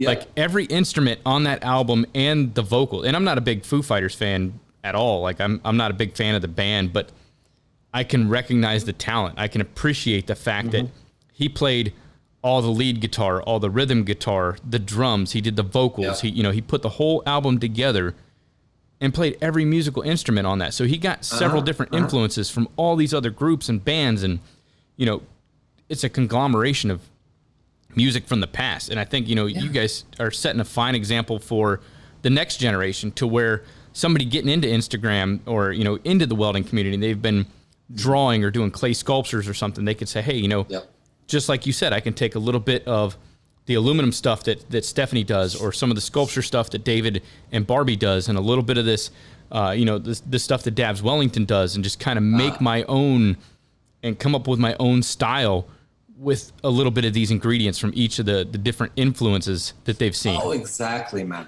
Exactly. I don't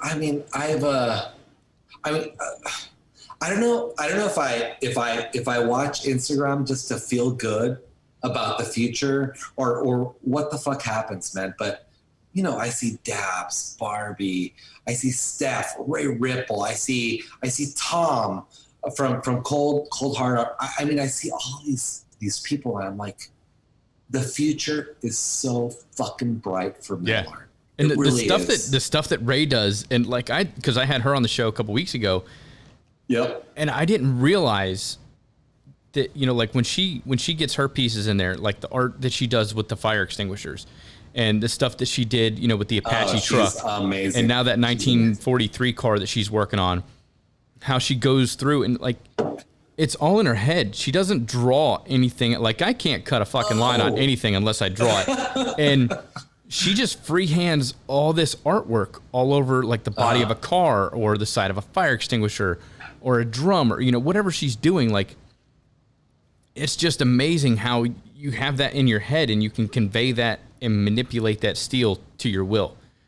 And all the intricate cuts that she does and the designs that she puts in there. And she's got like a little portrait on the side of the car. And like, she's literally drawing with a plasma cutter. She doesn't have a soapstone out there. She's not marking it up and like, okay, yeah, that's going to work. Let me go ahead and make the cuts. No, it's like, okay, here's the torch. There's the metal. Or, here's the plasma cutter. There's the metal. Let's go ahead and we'll make a little happy little cut over here, like Bob Ross of plasma cutting. It's just really cool. She's unbelievable. And I think she's unbelievable. Social media has just it's opened up a lot of doors, because had we not had access to social media, I couldn't see what David's doing in his garage. I couldn't see what Stephanie's doing in her garage. And what all these other metal artists are doing together, collaborating and working, and their inspirations and the pieces that they're putting out. And I just find it, like, as a spectator, that all this work is freaking fabulous. And it's just insane, level, what's in some people's minds that you would never be exposed to had it not been for the power of social media. Like, look at Brad Frazier, like the pieces that he's making with all his CNC work. I've told him this before. It's a functioning piece of art, and the level of detail and, the attention to detail that they put into their parts and pieces and the stuff that they're building. It's like, everybody sits back and it's like, oh, I can't invent anything because like anything useful's already been invented. Well, you just shot yourself in the foot right there, because there's still things out there that need inventing. And that's kind of what Brad Frazier does with all the things that he's working on. Is just like, damn, I never thought of that. Like, torch holders already exist, but this is like a piece you can put in your shop, and it's like, that's a piece of art, but it works for its intended use. The level of detail that people are putting into things, and like, and I've done the same thing, not maybe lost in stories, but I just hit search and type in welding, and I can get lost for hours watching people with artwork and even just, and I think it started off with just welds, watching how Scott Robbie puts the torch in his hand, or, Jason Sasaki with, the welds that they leave behind. Those are pieces of art. You're leaving artwork. Gorgeous, man. And then somebody, throws it in a fucking hole and throws a bunch of dirt on it and you never see it. But like, it's beautiful, beautiful works of art, had it not been for social media, I would have never had access. I would have never seen the multi-talents that are out there. And it's just, and then they turn around and they're like, oh, you want to do something similar like this? Let me teach you some of the things that I learned along the way, so you don't make the same mistakes.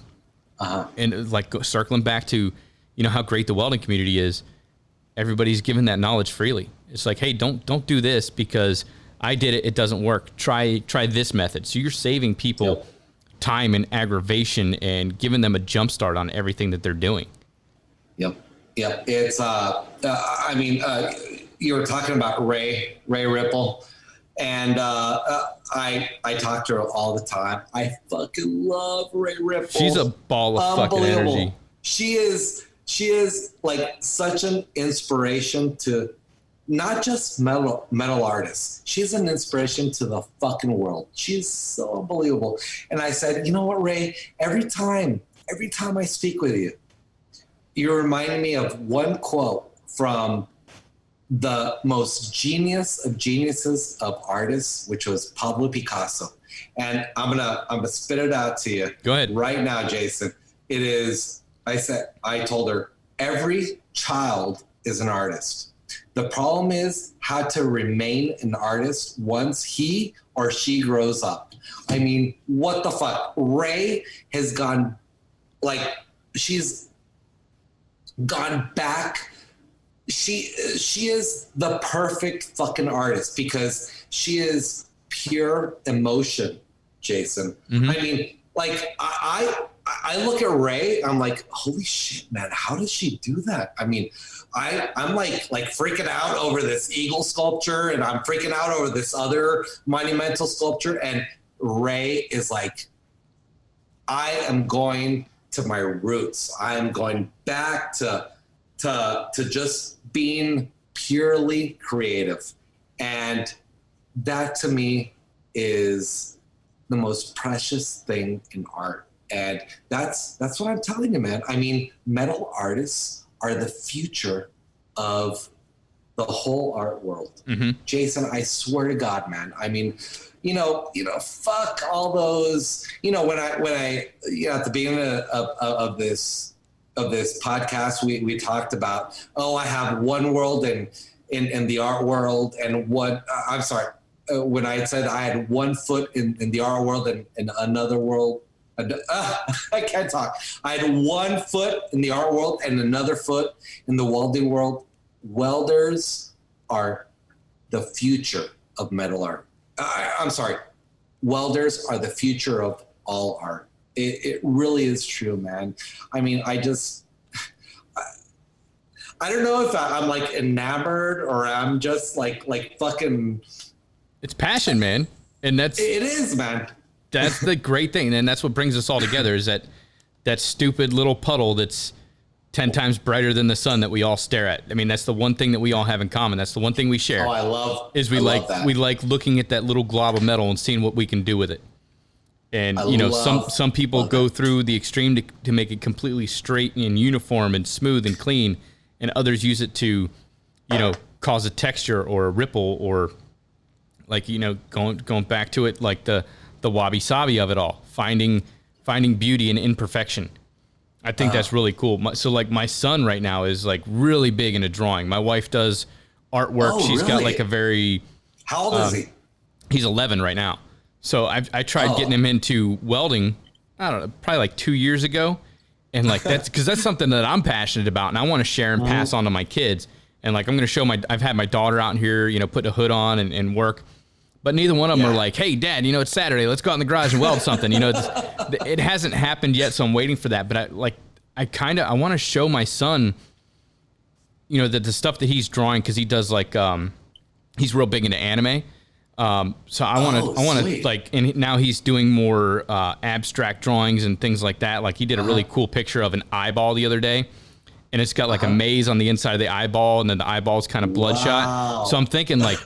The whole time I'm talking to you about metal sculpting, I'm like, maybe I could get him, maybe we could replicate that drawing, like here in the shop. Cause like I told, Ray and Stephanie and all that, like I don't consider myself an artist to make like, I guess I have my own style of art, be it, podcast or YouTube videos or, the structural things that I put together, whatever. You totally do. But to do like a sculpture or like an art piece, I want to try that with something that he's created. That's something that we could work on together and then kind of share, be like a reflection of his passion and my passion and our worlds kind of colliding and coming together. I think that'd be kind of neat. Beautiful, man. I want to, so the whole time that I've been talking to you, I've been thinking about this drawing that like, as soon as I got home from work the other day, I hit the garage door button and literally by the time I shut my car off and open the door, both my kids are right there fighting over who's going to give me a hug. And I just think that's awesome.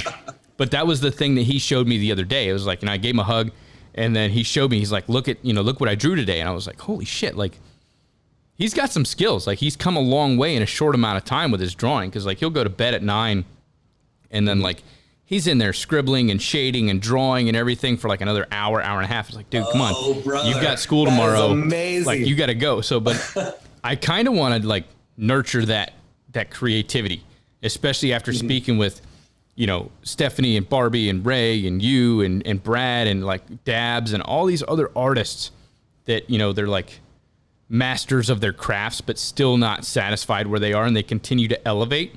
I kind of want to fan that flame that he's got going on in his little sketchbook, but also show him my world and say, maybe we could put these two together.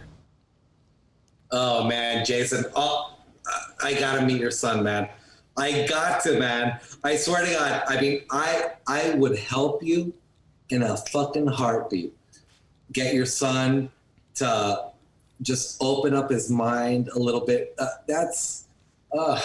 It sucks, man, because I do like doing sculptures and all these things that everybody sees on Instagram. I love it. But opening up people's minds, I can't explain to you how much I fucking love it, Jason. And take him to FabTech, man. Come on. Yeah. Let's do it. Come on, Jason. You got to, man.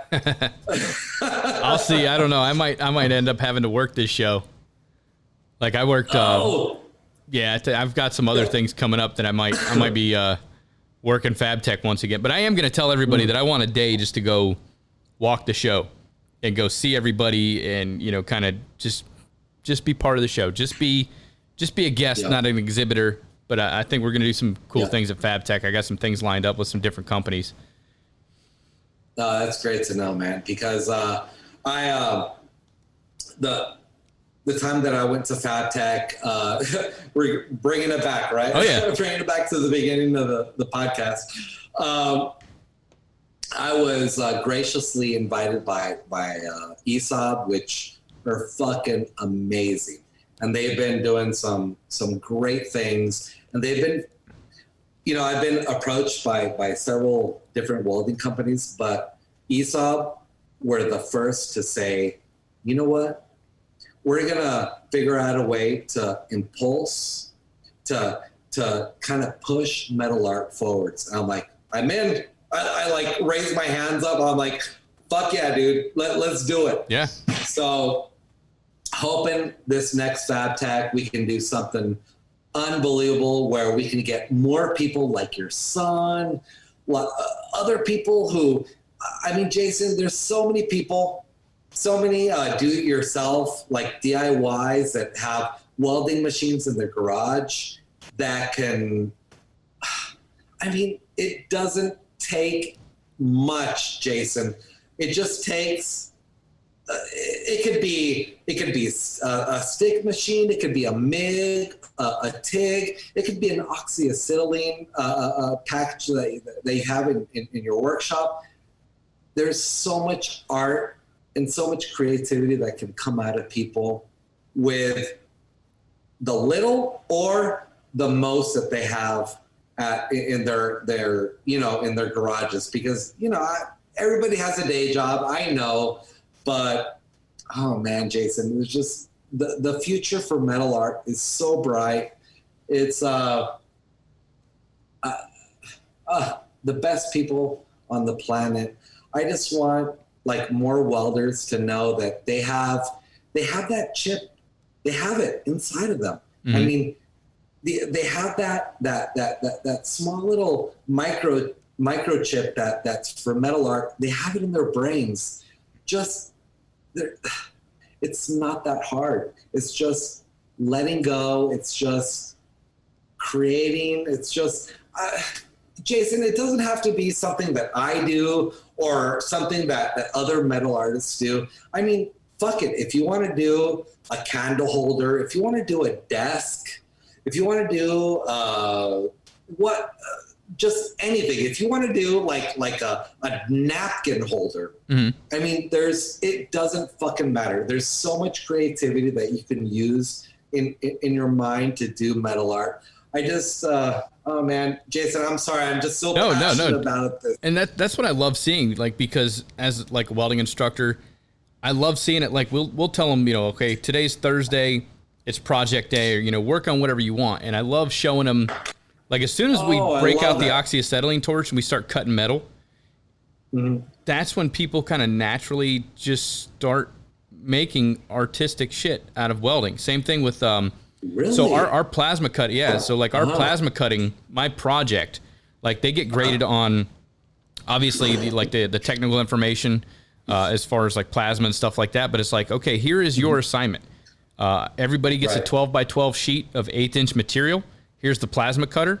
We spend all week learning how to cut, like just studying proficiencies. Here's how you make a straight line. Here's how you cut a circle, blah, blah, blah, blah, blah. Okay, now Thursday is test day.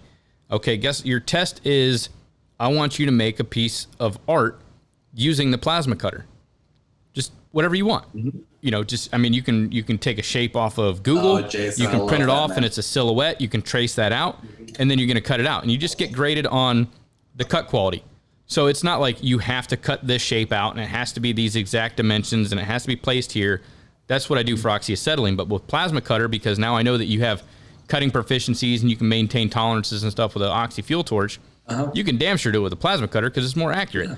But build a piece of art, and it can be, now that you have these welding skills, you can make a 3D piece, you can make a 2-dimensional piece, you can make a male or a female version of whatever you're doing. So like, you know, like when I say male and female, it's like the piece you cut out or whatever you're cutting out is going to be the drop. And then the piece that's left that's your piece of art. I love that, Jason. And it's really cool to see how they jump on it. They get excited. So like, I like to try and encourage that type of stuff in the program as far as like, if you want to build like an art piece, you know, horseshoe art, you know, whatever, something abstract. We did, I had a group of students and we did I'm sure you've seen it on Instagram, the endless cube. There was, we had an art auction at for one of our partners that funds a lot of our students that were coming through the program. So they're like, hey, can you build us an art piece? And I was like, I'm not very artistic type person, but I could come up with something. So I seen that endless cube on Instagram and I was like, this is perfect. And my students they were talking about it and I was like, well, screw it. Let's just build that. And like, so we just kind of reverse engineered it and then built that piece. We took it out and we did that, the metal cast paint and stuff on there. And then we sold it. We just turned it into a table and we auctioned it off for that partner. And, they made some money off of it. The students got to do a little bit of artwork. It's really cool to see that, you know, welding doesn't just have to be, you know, a 3G test plate. It doesn't have to be a 2F, you know, fillet weld. It doesn't have to be, you know, a 6G pipe. You know, there's so much more you can do with it. And I think that, you know, exposing them, because not everybody that's going through my program, I'm not naive enough to think that everybody that's going to come out of that program is going to go off into the welding industry and be some great welder. There's artists that go through there. There's people that are going to do technical sales. You know, there's people that are going to say, you know what, that's, you know, I thought it was going to be cool, but it's not for me. I'm going to get into something else. Basics are always good. But at least they have that fundamental knowledge. They got something to fall back onto. But I do like pushing that art piece thing and seeing what people can actually create. It's really cool to watch that and just say, hey, you know, here's, great to hear, I see your vision. Try this. Like you can heat this up here and then you can grab it and bend it with a crescent wrench and just show them how to use tools in an unconventional manner. Right. You know, it's like those guys from Red Soul, you know, they do artwork and stuff like that. And they use all the tools in the shop in a very unconventional way. You know, they'll make their own tools to like heat and beat and bend parts and stuff like that, just to give it textures and contours and stuff like that. I just find it fascinating that metal doesn't always have to be straight. It doesn't have to be a 90-degree corner. It doesn't have to, you can bend the limits. Like it's very like getting into the matrix, you know, just bend it to your will, you know, whatever you see, just, you know, let it flow. And it's like, and then once you understand how that stuff works and you can manipulate it and stuff like that, you know, like I seen Sam Hackman I think he did like a 1-inch by 2-inch piece of steel and just kind of contoured and bent and rolled that in his shop with an oxy-fuel, like heated up with a rosebud and just kind of like thick shit. I'm looking at that right now. Yeah. Holy shit. And like he just kind of bent it to make this like contour that he's working on for a staircase. And all this stuff, the stuff you learn when you're doing art, you learn unconventional ways to get things done. So that if you are building like a stair section or ornamental piece or architectural piece, you've got that artistic ability. You understand how to manipulate that metal and move it to your will. It's not just all about running straight, solid beads. And I mean that's a big part of it, you know, being able to weld it structurally, because once you get done, you want it to hold. But just kind of watching the journey that people take with it. It's really neat to see what other people do with welding. Oh man, I love you, brother. Holy shit, man. Everything. I love the whole podcast. This is amazing. I'm telling you, man. I mean, you guys are my people. I hope that I'm like your people also. Definitely, dude. Like I've seen your work, and it's beautiful. It blows my mind how, because I never see metal that way. Like what you've done with these sculptures and the size of them, even when you do the small ones, the attention to detail that you take in the different pieces. When I see steel and metal, you know, it's usually an I-beam or, you know, like a girder or structural bar joist and decking. That's usually when I see it. So when I see metal used in an unconventional manner, it blows my mind to see what people can actually do with that. Like if you and I were to look at a piece of flat stock, like 3/8 by 6-inch flat stock, I would see, okay, you know, I could build some gussets with that. I could build kickers with that. You know, I could cut it out and, make different shapes. You could see it and be like, oh man, I could do like a piece of hair coming off of a dragon, or like a flame, or a forked tongue. Like we see the same piece of metal, see two different things. You just said like flat stock. What? Yeah. I'm like, what is going into my ears? I don't know what Jason just said. So just like regular flat steel, like if we seen the same piece, you would look at it and see something completely different than I would. Looking at it, I see like a structural component. You see, I can use that for a specific piece on a, like I said, like a dragon, or like a forked tongue. You would see something different in that metal than I do. That's why I think Ray's so cool, because she can walk through a junkyard and just be like, this is I could see that being this, and I could see this being that, and it's like I don't see that with that. It's like, oh no, that's just an old axle off of an old F-250 or something like that. She sees something completely different. Totally. I mean, Jason, it kind of sucks for us guys, but the future are the gals. Holy shit, man. I mean, the top metal artists of the future, like the rock stars of metal art in the future, are going to be the ladies. Holy fuck. I mean, they are so in tuned with their welding abilities and their artistic abilities. There's just something that I see in them. It's like, holy, I'm infatuated, like following all of these women welder metal artists. They're holy fuck, Jason. They are the future, man. They're so amazing.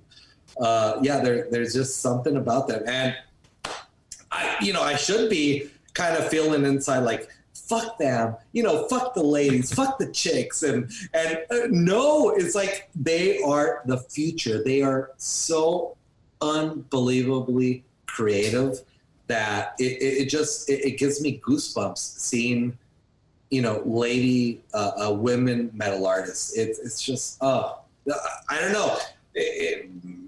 I don't know if it's like a fight of the sexes, and maybe they're like up here and we're down here, or maybe I'm more of a lady. I don't know, man. I'm looking what's going on. I'm really looking forward to seeing 20 years from now, when it's like 2041, and like looking at what art is coming out now. Like, what are people doing with steel and aluminum? Like, what pieces are they coming? What are they doing with this stuff as a medium? Yeah, I think that's going to be cool. And then I'll think back to this day when we had this conversation on the podcast about, like David and I were talking about that, and it's really cool to see how this young artist has taken these different styles from all these other influencers from 20 years ago, and this is what they're creating now. Oh yeah. So what are you working on right now? I mean, do you have anything going on in the shop right now? Oh, I'm usually like, I can't talk about anything, but fuck it, man. I mean, I'm right now I'm working on a monumental Phoenix sculpture. Phoenix, coming out of the ashes, and there's something about, like I said, I have to choose things that has something inside me. It has something to do with my past or my personality. I'm not saying that, I came out of the ashes, but at the same time, maybe I came out of the ashes. Maybe my ashes were like my years from 20 to 30 years old, right? So it's like a rebirth. Man. Yeah, it's like a rebirth. So this new sculpture that I'm doing, it's kind of, it's doing some dancing in my mind, in my brain right now, and I'm kind of loving it, Jason. Now, are you able to turn it off, like when you walk away at the end of the day, or is that like something that for the next 6 to 8 months it's eating at the back of your head? No. Oh man, I mean, I wish that I was like other people, where I could kind of switch things off when I get home. My wife fucking hates me, man, because I mean, at night I'm just, quite literally, I'm like looking and Googling and Wikipedia, and I'm, watching YouTube videos like right now about the the Phoenix sculpture, all I'm doing is just like, it's stupid, but I feel like I'm like CSIing like the Phoenix sculpture. So I'm like finding out everything that I can find out to find out who the murderer is, right? On CSI. Mm-hmm. So it's my set, because I do have, you know, Jason, I'll admit it, I do have like psychological problems, and you know, a lot of, you know, I'm sure a lot of artists do. Welders right? do. Yeah, welders. Oh, thank the Lord. So you fit in, man. So alone. You fit in. And I cannot turn that switch off. And at some point in my life, I'm 45 years old. At some point, I'm going to figure out where, you know what, David, you're fucked up in the brain. Just let it flow. You know, you're going to be like this the rest of your life. Just, you know, until you die, just, you know, deal with it. But so it's hard, man. How big's the Phoenix going to be? It's going to be about 15 feet tall. Okay. Yeah. About 15 feet tall. And I'm just, you know, I'm going over and over and over again on the design, on the materials. Is this going to hold up? Because I wanted a little top heavy and a little light on the bottom, to where, Jason, I swear to God, man, I just love it when people like put comments on my sculptures, mm-hmm. saying that is impossible. It's just, it feeds me, man. That kind of stuff. It's like my food, you mm-hmm. know, it's how I feed myself. It's how I feed my brain. So just trying to figure out how to make it super top heavy and super lightweight on the bottom. So kind of a clue for people who are checking out my Instagram and seeing what I'm doing. I want to see that. You got to like snap me some pics and like. Oh, hell yeah, man. Yeah. Hell yeah. I like seeing that, like the whole process. So when you start off like your sculptures, are you using like pencil rod frame underneath and then kind of like welding and you know, just attaching pieces and then kind of welding over that, or like what's your method? That's a great question, Jason. What I end up doing is, I swear to God, man, I mean, I'm like, I literally sketch out things on a napkin. Mm-hmm. I mean, I could be with my wife at a restaurant. I mean, quite literally McDonald's. I mean, we could be having Big Macs, and I'll be sketching on the napkin kind of what I have envisioned for the future. And I start kind of like, basically every sculpture that I make is done with a skeleton. Mm-hmm. I hope that I can kind of express this in the right way. It's a skeleton, and then over that skeleton, I start filling in all of the spaces. And then not only do I fill out all of the spaces, but I also have to think about the negative spaces, like those spaces where there's nothing in there. So it's kind of a, you know, it's a left brain and right brain kind of a thing, where my right brain, which is my artistic side, is like, okay, do this. But then my left part of my brain is like, okay, to do this, you have to do this. And it has to adapt to reality. It can't just be like floating in the air, right? Right. It has to have something to where it's held up. It's working. I don't know if I'm explaining it the right way. No, yeah, 100%. Have you, like, going through that process, like, have you ever had like failures in the shop, like when things aren't going as planned, or you think it's got enough support and you know, things fall apart, or things just don't turn out the way? I mean, do you like You ever get to that point where it's like, fuck, this is not how I imagined it, and just cut the whole thing apart and start from square one again? I could lie to you, Jason. I could say, oh yeah, that happens all the time. But I am so fucking obsessive compulsive that I'm just, I mean, there's just not a second of the day or night that I'm not thinking about things where that just doesn't happen. Okay. And it's not that I'm like this fucking genius or this fucking amazing metal artist. It's just that I'm just, it's a psychological problem that I have. Let me ask you this, because I do the same. Yeah. I do this on projects that I'm working on. How many times have you built that Phoenix mentally? I have it in my mind. That's it's I can't like. There's not much modification in my brain. No, but I mean, like I'm saying, like when you walk out of the shop at the end of the day, like, is that what you're thinking? Like, tomorrow morning I'm going to go in there and I'm going to weld over here and then I'm going to smooth this part out. Like, how many times have you built that in your mind before you go back into the shop and actually go through it? Great fucking question, man. You know what? I think that maybe it could be that I'm like not the most talented motherfucker in the world, but those things just never enter my brain. It just doesn't.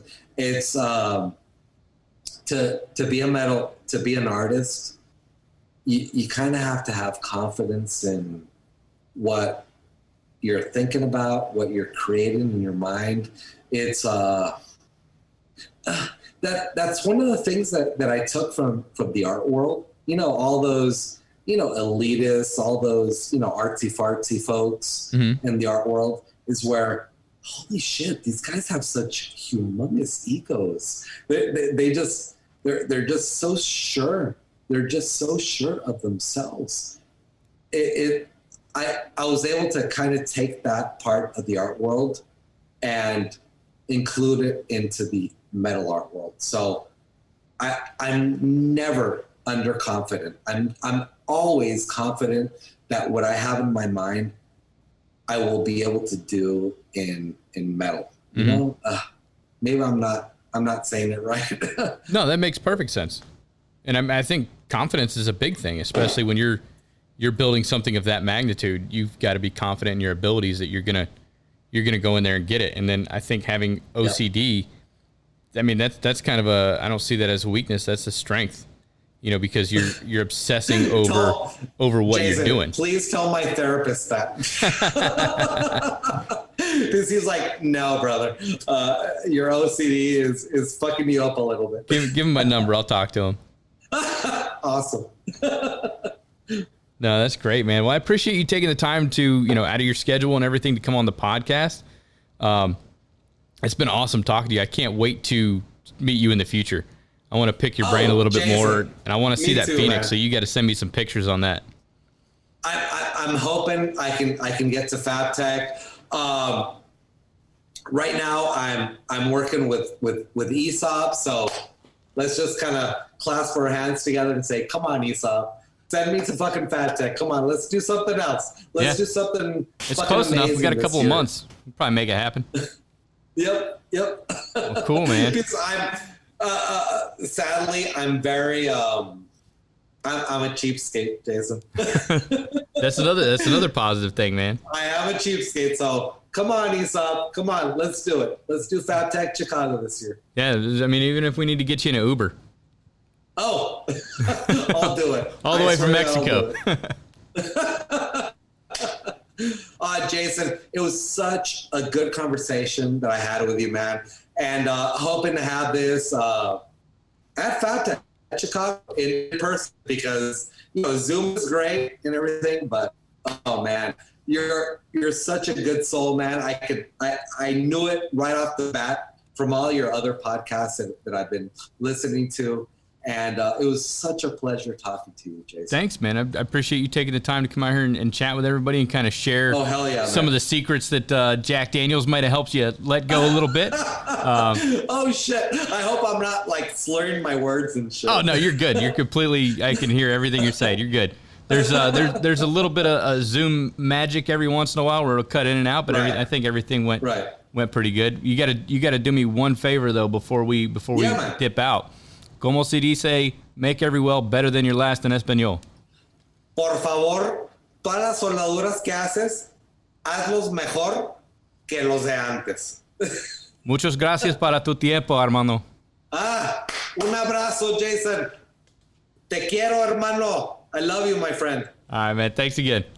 All right, everyone. Thank you so much for stopping by and hanging out for a couple hours on your workday. I really appreciate all the support you all continue to show me. Don't forget to check out the ARC Junkies merch tab at arcjunkies.com for all your show hats, shirts, and hoodies. Stay safe out there, and until next time, make every weld better than your last.